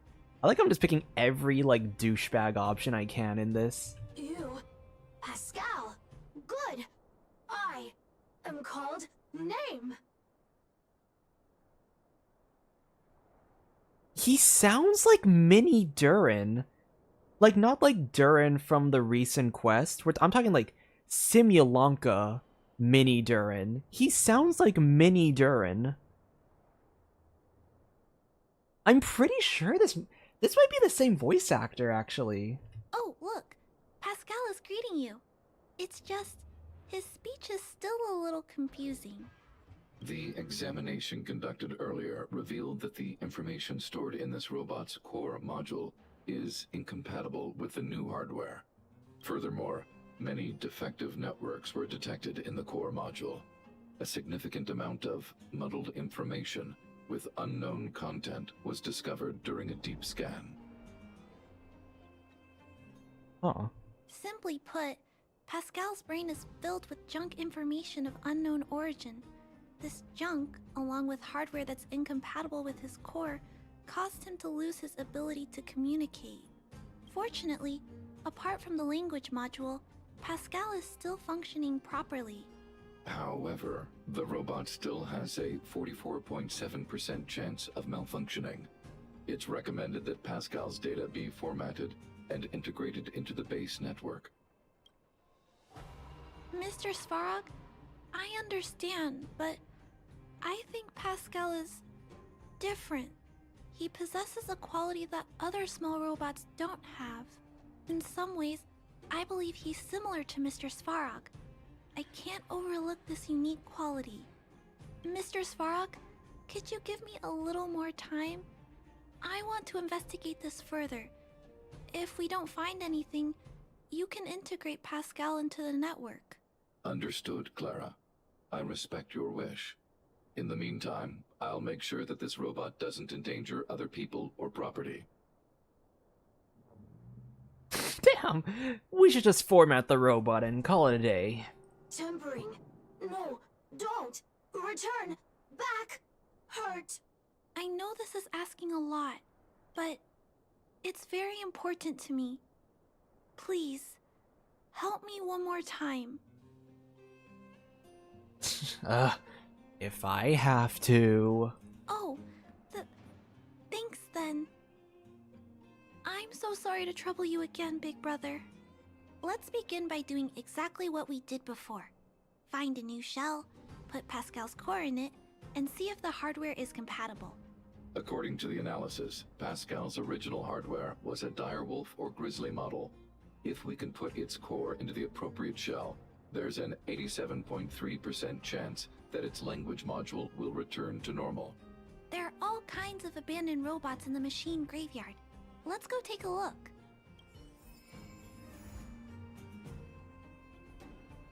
Alright, let's go.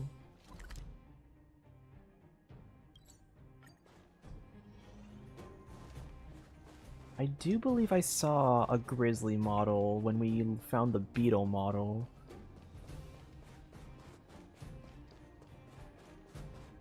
It's the same old place. Everywhere you look, there are robots that have lost— Hey, big brother! Take a look over there! Hello.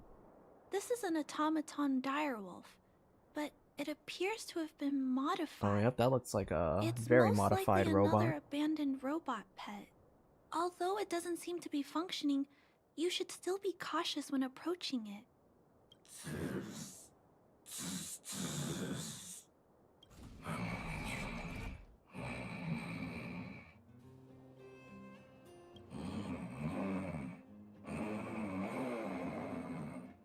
Oh no! It's still active! Watch out! Well, maybe we can use this for the robot. I don't know. Existence is unity. Time to say bye. Boom.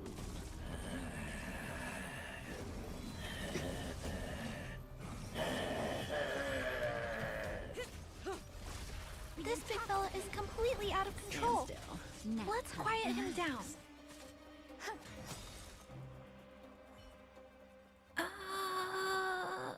Here it is. This is the core. I'll pack it up and take it with us. Then all that's left is to drag the shell back. You're taking its core too? Judging from how active the robot was, its core isn't just scrap metal. It should be repairable. I can't let any robot go to waste if it can be repaired. So, I'm going to try to fix them all. Did we fix Pascal or this one first? Let's start with Pascal. We found him first, after all. Also, like Mr. Svarog warned, if he's not supervised, he might cause trouble. You know, I have a large safe full of core modules that I've gathered around the underworld. Every day, I try to figure out how to repair some of them and return the robots to normal. Except, there are a lot more than Mr. Svarog and I can handle on our own. But I'm sure I can fix them all one day. We can't relax yet. We must work harder. Oh, I can get Serval to help us. Yeah, that's true. Really? I can't wait! I was talking so much that I totally lost track of time. Let's head back. Otherwise, Mr. Svarog and Pascal will get worried. Alright. Let's see if this robot shell works better. Mr. Svarog, we're back! Welcome back. Return. Clara. Rivet. Failure. Welcome back, Clara. I've completed my further analysis of this robot. Pascal didn't cause any trouble, did he? Although no abnormal behavior was detected during the analysis, the muddled information in the robot's core module is still rapidly increasing. The risk of abnormal behavior is expected to rise to 76.1% in 3 hours. Lost. Pascal. Protect. Good. Hurt? No. It appears we don't have much time left. Mr. Svarog, have you discovered anything else? Conclusion. It is impossible to determine the time of manufacture, purpose, and ownership of this robot. During my analysis, I extracted the robot's serial number and searched for it in the Underworld's automaton database. According to my search, there are 32 automatons with the same serial number as this one. Even after eliminating the scrapped ones, 3 automatons still match the keyword description. Failure. 3. Back. Rivet 1. Failure. Who's behind this plot? I'm not sure, but if we can narrow it down to the 3 automatons, then maybe there's still a chance. Tempering. Tempering. Back. Back. Back to Rivet. Fire. Fire. Pascal is becoming increasingly unstable. We should change his shell. Pascal, I'm going to change your shell. Don't worry, it won't hurt. Alright, well, hopefully this one's better. Back. Back. Back. Back. Back to Rivet. Rivet. Rivet. Return. Waiting. Continue. Repair. Waiting. Failure. Waiting. Still not functioning properly? What's wrong, Pascal? Watch out, Clara. Failure. Failure. Failure. Failure. Failure! Failure! Pascal? No! He's running away! Clara, Pascal! Did he run off towards Rivet Town? Let's follow him! no, Clara. Just leave it to me. I'll order the robots to pursue this one. No, Mr. Svarog! Please, don't. Please leave Pascal to me. It was my decision to keep him in the first place, so I must take full responsibility. I'm certain Pascal won't do anything to harm anyone. But if something goes wrong, please let me handle this myself. Please, Mr. Svarog?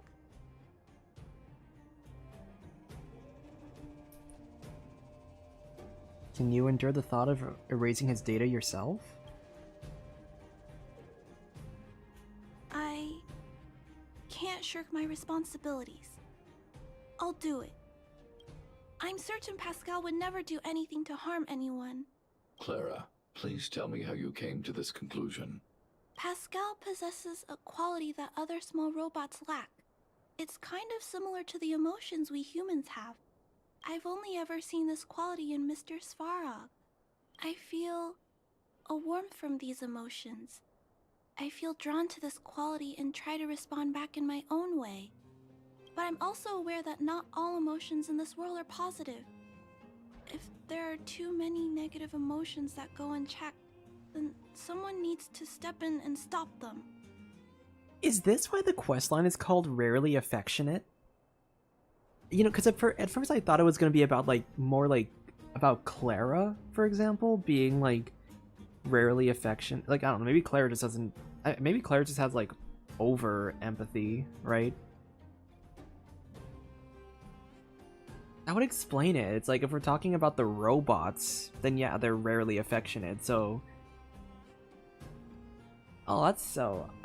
Man, that took me too long to realize why the quest was called that. The only things that can stop such negative emotions are rationality and responsibility. This is a valuable lesson I've learned from Mr. Svarog. Mr. Svarog, I want to help Pascal overcome those negative emotions. I want to take on this responsibility. That way, I won't have to hide behind Mr. Svarog anymore. I understand, Clara. I support your decision. I won't intervene unless the situation risks spinning out of control. Thank you, Mr. Svarog. So, let's go. Alright. Find Pascal. There you are. Good thing we have a teleport waypoint.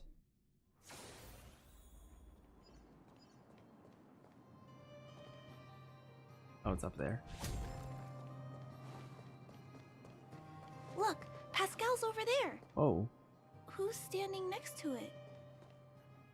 What are you? Pascal, who did this to you? Pain. Hurt. Pain. Hurt. Pain. Hurt. Hurt. Pain. Clara, get away. This is a fragmentum creature. It's extremely dangerous. A fragmentum creature? What are you talking about? Has fragmentum creatures have fragmentum creatures evolved to this level? How is that possible? Pascal is obviously a robot, just like you. Could it have malfunctioned? It appears to be normal. Please step back. I shall eliminate this fragmentum creature. No, it's going to attack Pascal. We have to stop it. Hostility detected. Commence elimination protocols. Damn. Oh no! It seems to think we're its enemies as well. Think with me. Relax.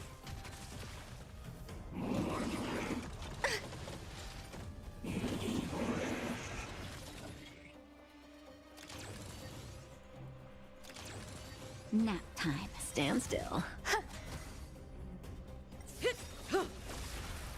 Time to say bye.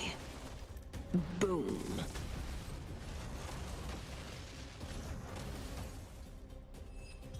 Damn. Phew. Luckily, the patrol robot and Pascal's cores are still intact. The big fella shell is only slightly dented. Thank you for your help. The only thing that puzzles me is why the big fella mistook Pascal for a fragmentum creature. I mean, maybe it is, you know? I can't figure it out. Well, let's not worry about that now. Anyway, I'll take this core back and examine it. Now, let's insert Pascal's core into the big fella's shell.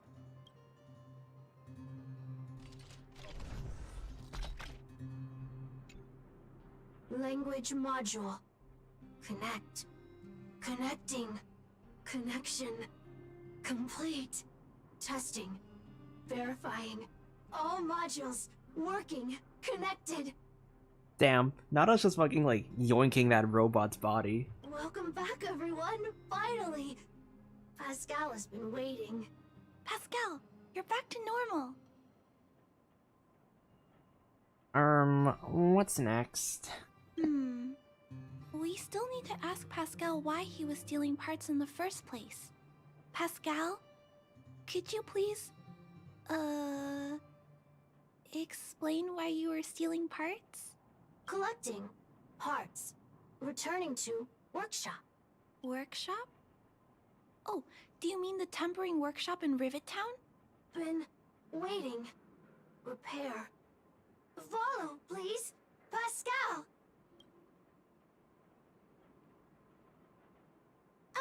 Pascal ran off. He went in that direction. I think he wants us to follow him. Damn, what happened to the other guy?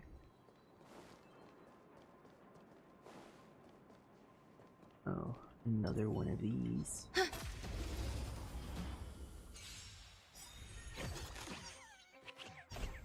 Existence is unity. All will be swept away by the wind. I really hope that the enemies I have to face in future quests are not, like, impossible to fight. Relax. Otherwise I am so screwed. Stand still. Time to say bye. Boom.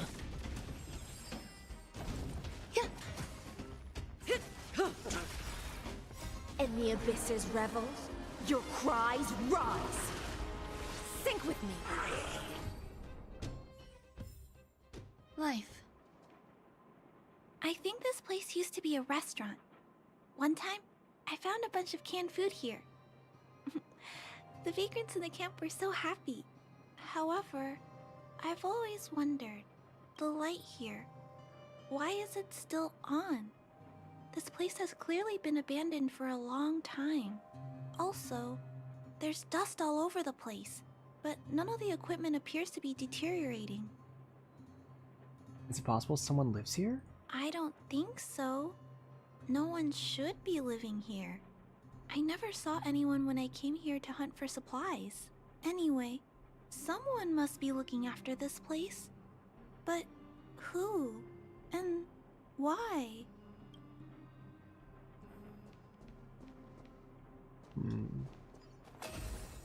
Very interesting indeed.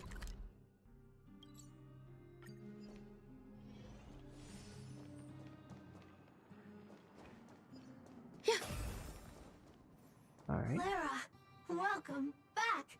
Rivet Town. Look, isn't it shiny? Job, Pascal. Done. Nice. Huh? Could it be Pascal has been repairing this abandoned town? Pascal, repair. Indeed. Waiting. Been everyone. Is that why you've been stealing the parts? Parts. Pascal, collect. Non-stop. Rivet Town, repair. Non-stop. It seems that Pascal was stealing parts because he wants to repair the town.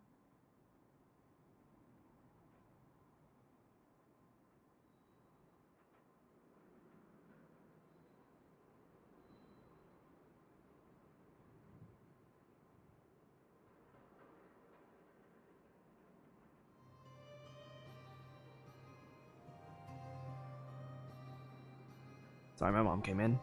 Let's continue. Have you been waiting for us here? Waiting. Everyone. Pascal, non-stop. Leave, everyone. Come back one day. Has Pascal been waiting for Rivet Town's evacuated residents to return? Have you been repairing the town? Repair. Been every day. Pascal, use, can, everyone return. Pascal has been looking after the town so that everyone can go back to their previous lives when they return.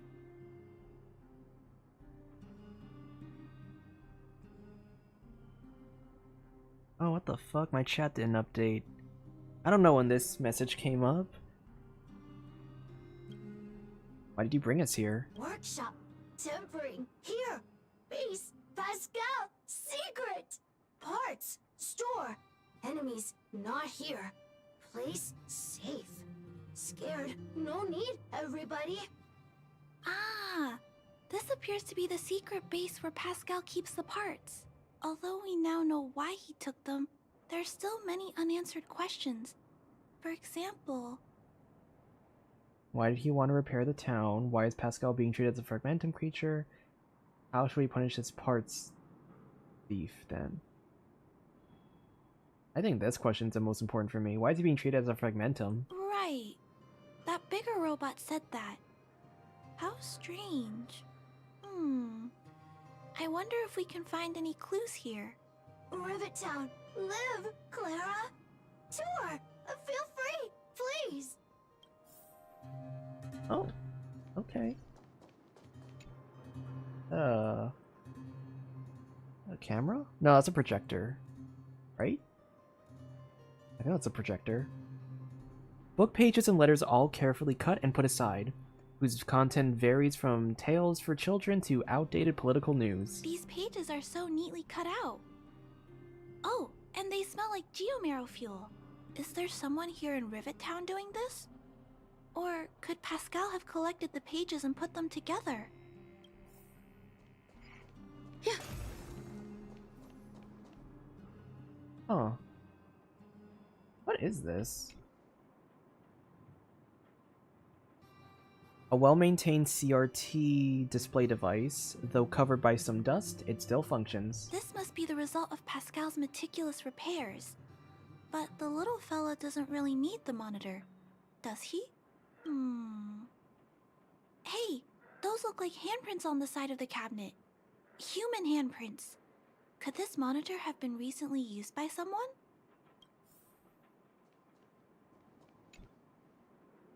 Huh? What's this? A diary? Wow. Such neat handwriting. No, wait a minute. I think this was printed onto the cover. Could it be Pascal's? Whoa. This page displays a neatly printed typeface, not handwritten, and appears to have been bound in later. 3. Airframe damage. Daily rescue progress. Oh, this is like rescue log, I think.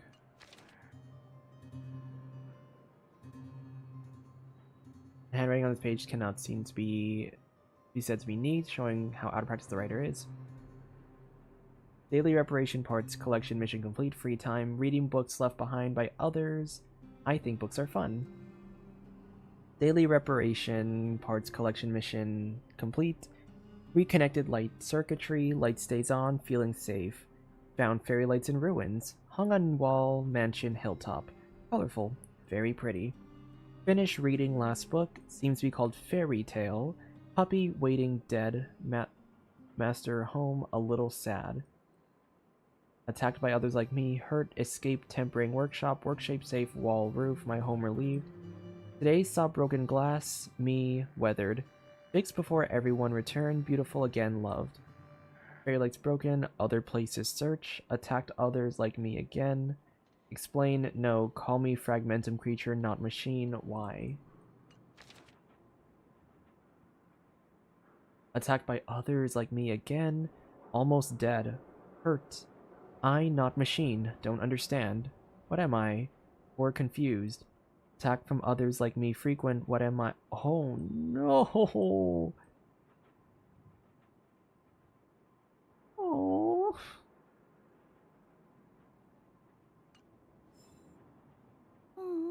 The baby! Pascal.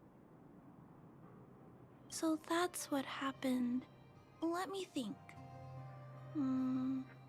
How about we go over Pascal's whole story again, from the start? His backup power was activated after the incident in Rivertown, and it woke up to discover that Rivertown had been abandoned.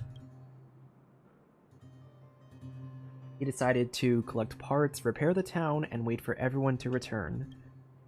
Around that time, Pascal became sentient. That is correct. So, Pascal used to be a robot guardian of Rivet Town. Pascal's backup power was activated for some reason shortly after the residents were evacuated. It woke up to discover that the whole place had been abandoned. So, it decided to collect parts. Why is she just... okay. Repair the town, and Why are we wait for just everyone to recapping this whole return. thing? However, We just read this out for some loud. reason, Pascal keeps getting attacked by his fellow robots because the automatons think he's a fragmentum creature. I wonder if that's like the extra information. It's like that's like the regular that information that Svarog was saying earlier. Maybe it was like a fragmentum infection. I'm not sure, but I suspect Pascal's tormented sense of self stems from him being constantly attacked by his fellow robots. The module used to detect emotions was frequently damaged, eventually turning him into a small robot that did nothing but collect parts. Why is Pascal being treated like as a fragmentum creature? I don't know. I can't find the answer in Pascal's diary. Pascal, why do your peers keep rejecting you?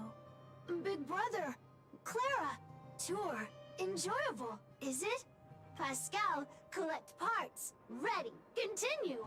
Or, wait, instruction, next. Pascal's consciousness does not appear to have returned to the level shown in the diary. Big brother, Clara, Rivet Town, resident. Pascal, protect everybody. Pascal better not fucking die at the end of the quest. I'm gonna cry if he does. This guy needs to live. We have to protect this bean. I see. Thank you so much, Pascal. You can stop gathering parts for the time being. Just stay here and wait for us to return and give you your next orders, alright? Pascal, affirmative. Be good. Wait. Let's go back to Mr. Svarog and talk about what to do next.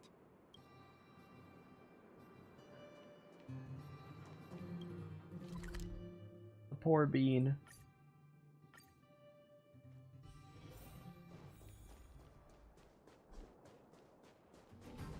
I have only known Pascal for one hour, but if anything were to happen to him, I would kill everyone in this room and then myself.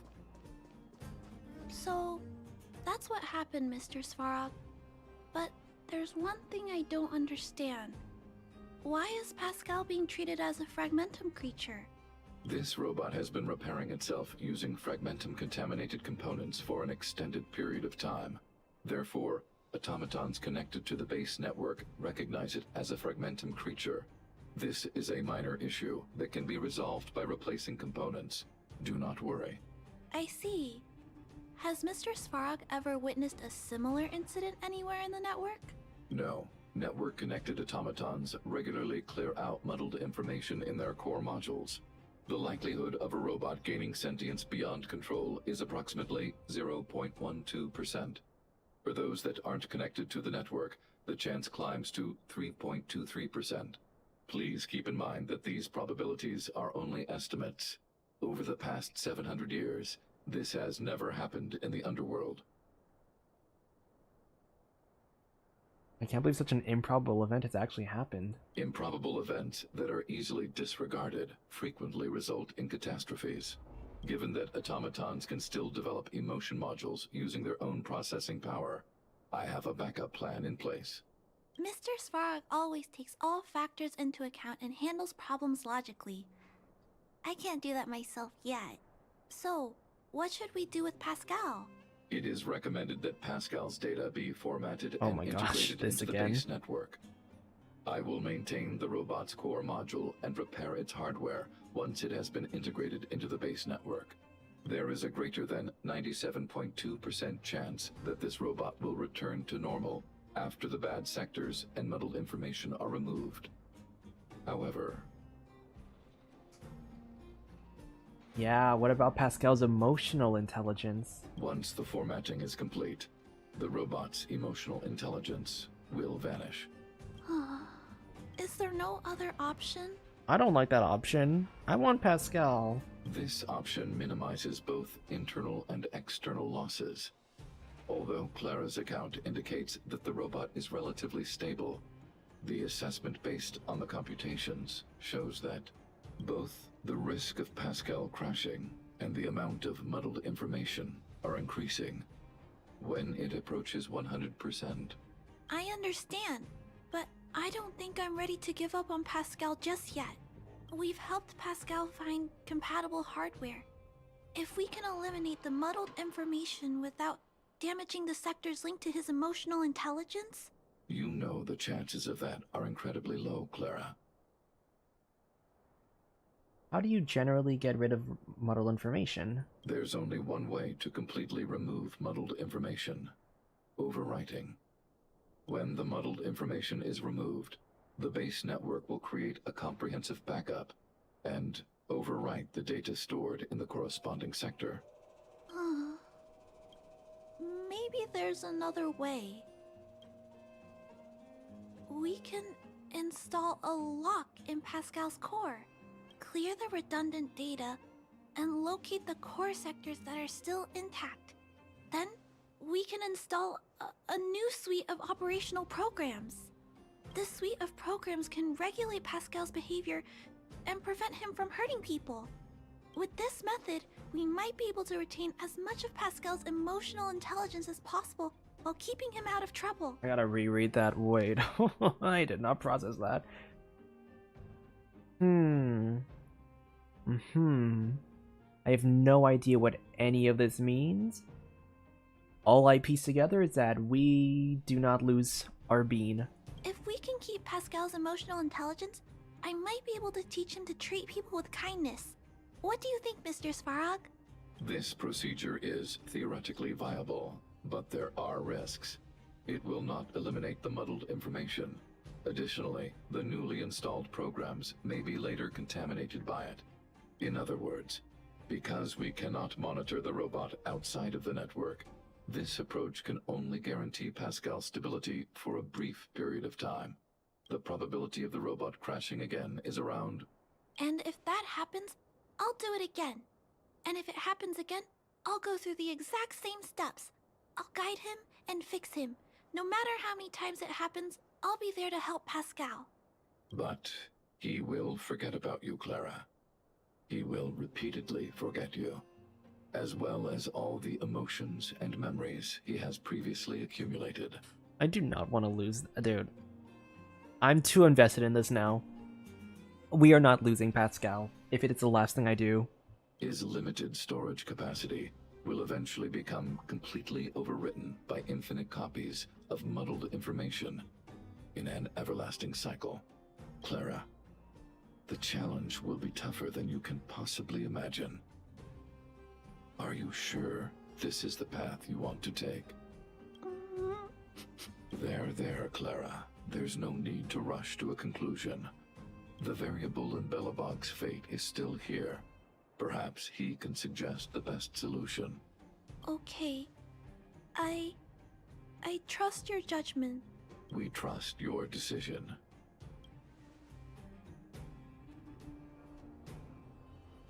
Both have provided their solutions. Svarog thinks that formatting Pascal's data and integrating him into the base's network is necessary. Dude, what? We have to choose? But doing so will deprive Pascal of his special emotional intelligence. Although it may sound cruel, this approach best prevents Pascal from posing a threat. Clara thinks she can use programming to control Pascal's behavior and to prevent him from causing harm while keeping his emotional intelligence intact. However, this doesn't address the root of the issue, and it also requires Clara to devote much time and effort to Pascal. Although Clara will use Pascal's emotional intelligence to help guide him in the right direction, Pascal could still go out of control in the future. In addition, Pascal has a history of stealing, even though he never caused any harm to anyone. This is also a major concern. What is most important here? I need to think carefully and choose one solution. Then persuade the other person. Convince Clara or Sfara. I don't want to choose this.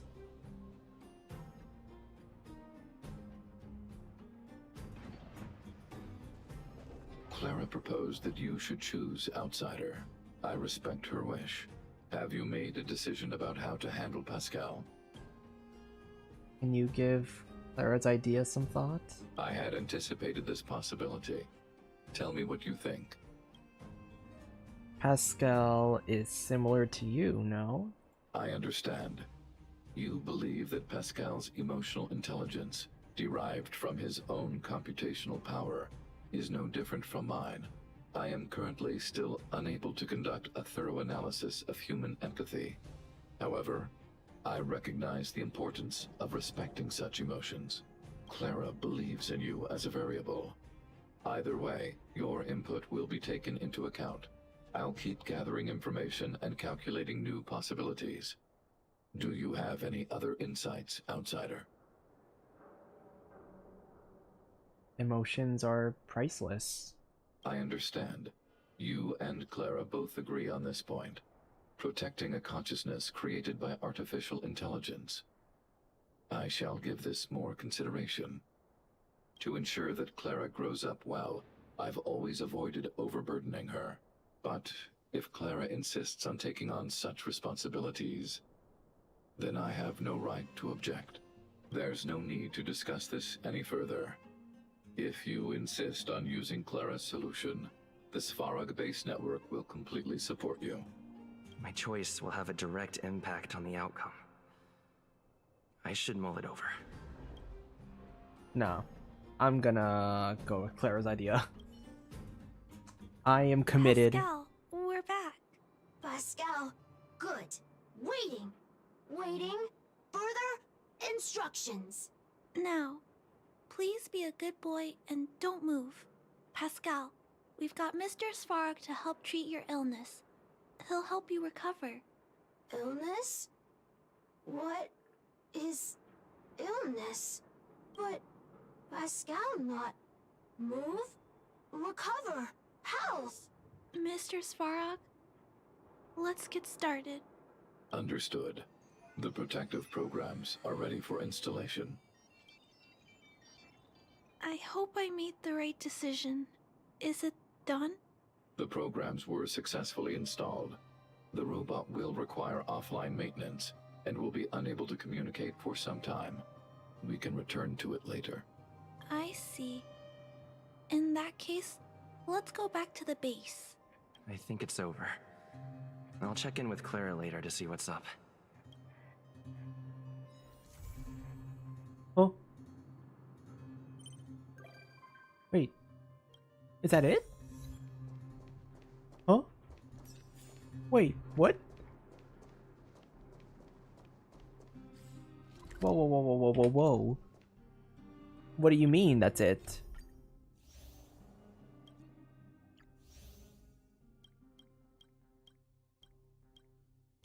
Wait.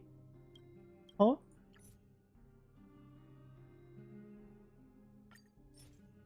Huh?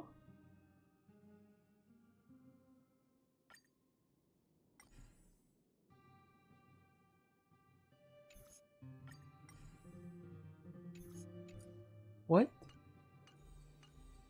Oh, wait. What? There's no way there's no way this is how we ended the quest.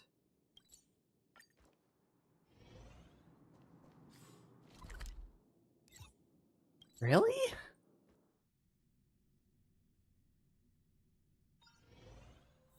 Oh, wait.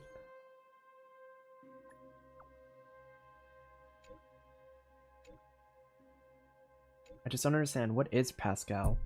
Other robots think Pascal is a fragmentum creation. Mr. Svarog thinks Pascal's a normal robot. Pascal doesn't even know what it is himself. I think Pascal could even be a human. What do you think?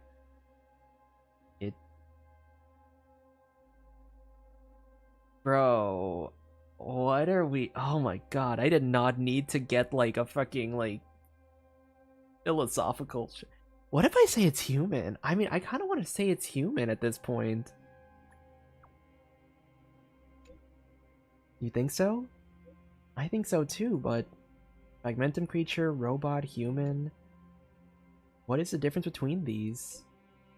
Some fragmentum creatures can speak and behave like humans. While Mr. Svarg looks like a robot, he also can speak, think, and even express emotions like us. So how do we tell what is us and what is them? Through empathy. I'm gonna say through empathy. Only humans have the ability to identify and empathize with other types of creatures. I guess? I guess. Maybe Pascal and Mr. Svarg, maybe they're living, breathing humans too. I don't feel so lost anymore. Thank you. Wait. Is that seriously how it ended?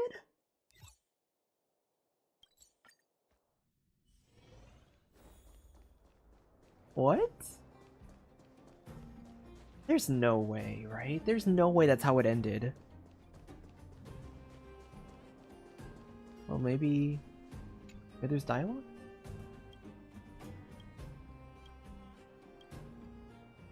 Want to talk to Clara? No. Anything about... Is Pascal still acting weird?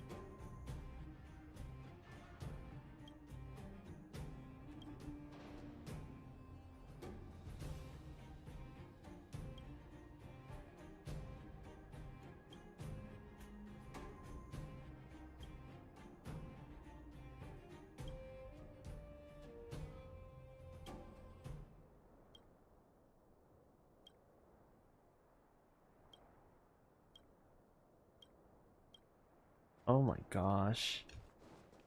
Even crazier, if I go back to the Fate Atlas and we can apparently replay this too, which is kind of crazy. And if I replay this, I can choose the other option. I want to see how this plays out actually. Already! Arrive! Target! Waiting! Further instructions! Oh my gosh, have I made the right decision? Accessing. Preparing to back up all core module data. Please, Mr. Svarog. Backup complete. Initializing formatting. Waiting! Birth instruct! Wait for die. And Pascal. Clara. Big brother. Thank you, Clara. Big brother Pascal. Very happy. Finish mission. I don't care what anyone fucking says. I don't care what anyone fucking says. I picked the right choice. I picked the right choice. I could not live with myself if I picked this option. Let's get out of here.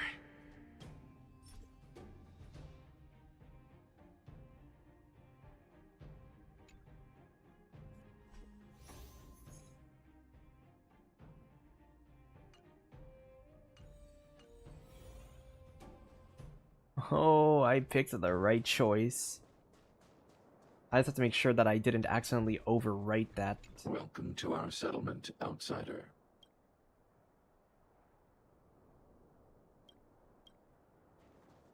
Please try to get along with the little robot. I think I picked the right... Okay. We picked the right... I think we picked the right choice. I was not about to, like... What's the word? I was not about to pick that. You would not catch me dead picking that option. Damn. Alright. We have wishes. We have, you know, we kind of have enough wishes. I mean, I might as well just, you know, what's the worst that could happen, right?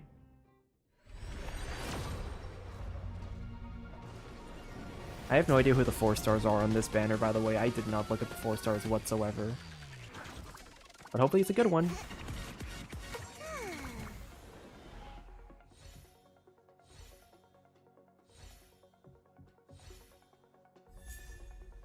Hanya? I always get Hanya. I want Hanya.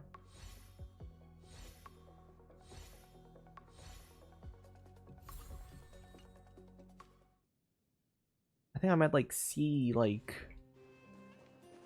What am I at now? I'm at like C or E4? Oh, I lied. E2.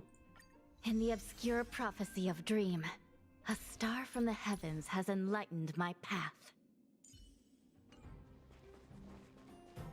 Damn, that was a good story. I forget who recommended me to play, I forget, because someone did recommend that I played Clara's last in terms of, like, emotional impact. They made a good choice, because that was definitely the, like, for me, like, the best, quest out of all of the ones I played so far. At least for this set of 1.0 quests. Damn, I was not expecting that. I was not expecting the choice ending. I'm so curious who, like, in this, I'm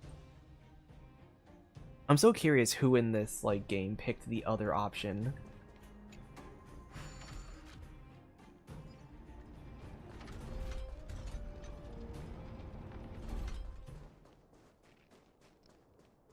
Like, I would not have picked... I don't think there's any universe where I would have picked the reformatting one. Let's swap out here.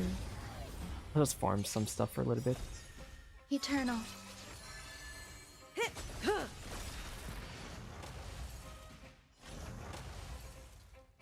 All will be swept away by the wind.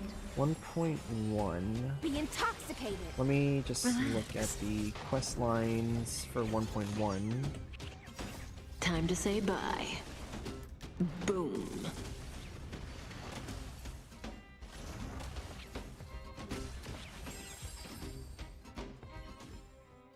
The human body is beautiful in its fragility. Yeah, let me take a look at the quests for HSR 1.1. We can kind of see what,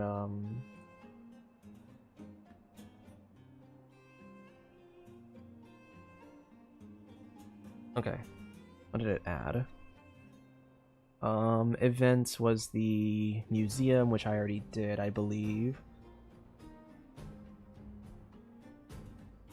Companion mission... Punk Lord mentality. Punk Lord mentality?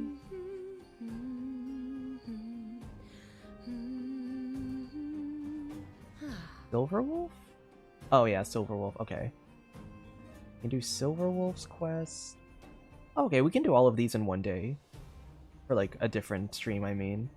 A Night Stranger, I think that's Locha? Yeah, Locha. Frosty Blade's Trial, I believe that one was Yenching. Yeah, and then Evidence.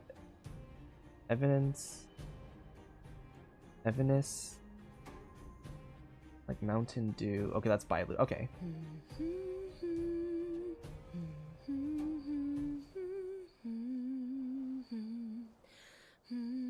We can see how long these... I mean, we'll see how long these are in the quest line, but I think I can fit all of these in one quest, in one, or at least one, like, one stream. I've got to, like, mentally prepare myself for that, like, however long it's gonna take me. And then... It doesn't look like there's any other missions going on.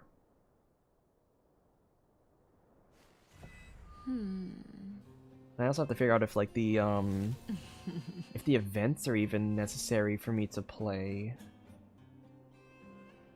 After that was Even Immortality Ends, I've done the Trailblaze mission for that. There's just adventure missions for that.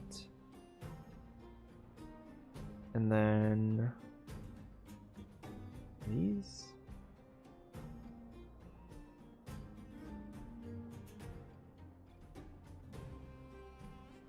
Honestly, maybe I could skip the events for now. I don't know how much of the events actually matter.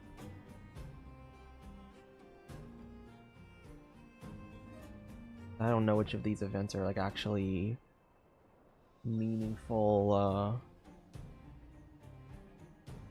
What is this? Oh! Oh my god! I can visit Pat. Oh, because it's daily reset. Wait. Wait, I picked the wrong option. If you're coming to see us, remember to be at the... Okay, wait. Oh! Oh my gosh. Oh. Oh. Wait. We might be winning. Oh my gosh. Good boy, Pascal. Oh, it's you. I'm just doing a checkup on Pascal. How has Pascal been recently? He's been doing great.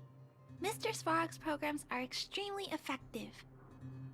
It's just hard to know if it'll last. Would you like to speak with Pascal? Yes. How are you doing?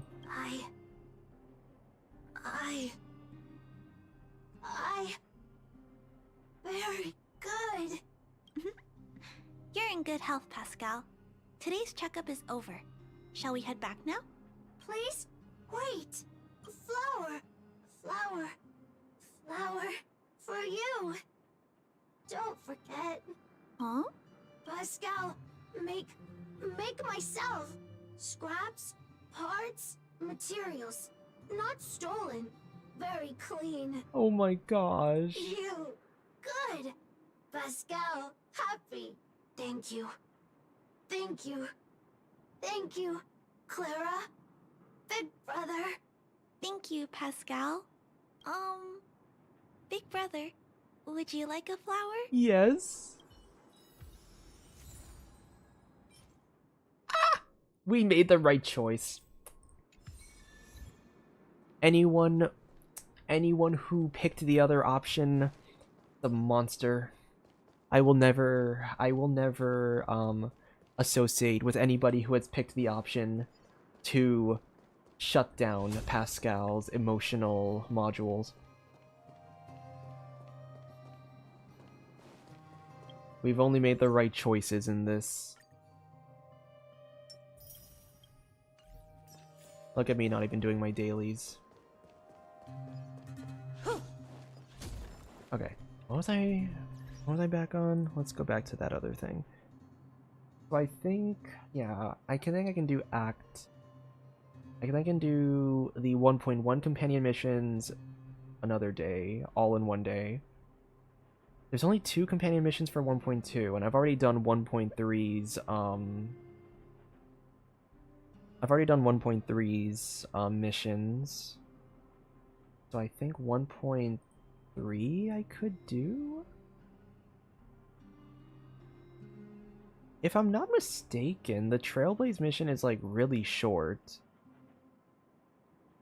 Oh, but there's like 4 companion missions there. Okay. I guess I could do... I'll write things down and figure it out from there, like how I'm gonna... like... how I can split up these quest lines. Dragon returns home. I'll also have to see how long these missions are, because depending on how long these are, I might also have to like split up some of these missions.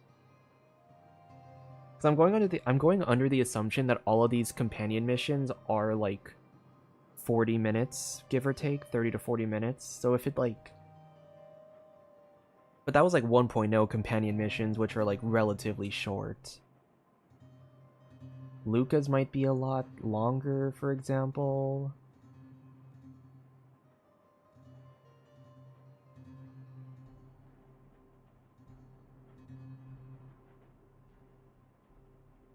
Yeah, Luca's might be longer. We'll figure this out. What's Total Recall? Oh, that's a March one. Oh. Shit, okay. I guess I can just look at, I can look at, what do you call it, the duration of, like, YouTube video, doing these quests, and then, because usually I can kind of, like, math it a little bit. I think I can say, like, my stuff is, like, however long it takes on YouTube, I would take, like, I would just, like, times 1.5 and let duration and call it, like, the actual duration for my stream. Sync with me. Then I can math it to however long I'm, like, The abysses revel. willing to Your make the rise stream, because I rise. usually... I don't know. It's a bit of a... bit of a juggle, that's why. Does that hurt? Because in the daytime, I can afford to do longer streams Existence because is there's more unity. time in the day. But I'm Time to also say really bye. low on energy in the daytime. So it's harder for me to, like, do longer All will streams, be like, swept away by the energy-wise. wind. And then more at nighttime, it's like, I can do The longer human streams body is energy-wise, but then I beautiful in have its to kind of, like, fragility. hold back a little bit because it's, like, later at night. So we're gonna have to see how that all plays out. I'll figure it out, though. Eternal. Time to say bye. Boom. Relax. Be intoxicated. I think that will do Life, it for my a true stream marvel. today, though. We had a pretty good one. Pretty good stream. We got through the rest of the... After... after 3 streams, after I think I was going to be able to just do all of them in a single night the first time, we finally finished all of the 1.0 quests. At least all the important ones. Yeah. And then... yeah, next time I do HSR, which hopefully won't be... hopefully HSR won't be too long of a wait, but with the Genshin World Quest still needing to be done and the event coming out soon, I don't really know when I'm gonna I don't know when I'm gonna stream HSR again. Hopefully it won't be too much in between. I guess I could. I don't know. I don't know if I wanna stream on Thursday. That's why Thursday I might want to do as like a video day. Maybe I could do a stream on Thursday. That's a big maybe though. I definitely cannot do tomorrow. Well, technically it's already tomorrow, but I can't do like Wednesday and I can't do Friday. Saturday, I don't think I can. I guess I could stream on Sunday. We'll see if I do. We'll see if I do a stream on Sunday, and then yeah. I don't know. I don't have my schedule for Monday onward, so I don't really know when I'm gonna be free then. I guess I'll say don't expect. Oh, I didn't know there's a treasure chest here. A few decorative designs wouldn't go amiss. I guess it's probably better to say to not expect a to not expect a oh shit, wait a second. I wonder what that is. Hold on. Yeah, might be better to say don't expect a stream on Stand still. Thursday, but All will be swept away it's a by the wind. massive, like, I'd say it's like a 20% chance of happening. Time to say bye. Maybe even less. Boom. And then, yeah, maybe I'll try shoot for a Sunday stream. Be intoxicated. Stand still. Oh, I'm okay. And then... what else? Man, these are easy characters, or these are easy enemies to fight now. Oh, better than expected. yeah. I think, yeah, that's gonna do it for the stream for tonight, though. So, random closing notes. This Friday on Halloween, it will be the release of the Luca T2T video. That's gonna be an interesting thing, because I'm gonna kind of introduce my take on, I guess, lore mechanics. The video, I called it faction mechanics, but I think after seeing like how Nod Cry, for example, used faction mechanics, it's not really a faction mechanic, it is more lore mechanic. But yeah, that'll be my take on like a lore mechanic. And then for I don't know what the rest of the videos, I don't have other, yeah, so it's gonna be Luca, and I'm gonna have Natasha, and then a Zila video. And then we might jump into like, a different like concept altogether after that. Like, I call it the Wildfire special. We'll jump into like a different series. I'm thinking Unit 2.0. Kind of a different take on Unit 2.0, but I know I have an idea that I've been cooking up. But I do want to finish the Wildfire videos first before I jump into that like next concept.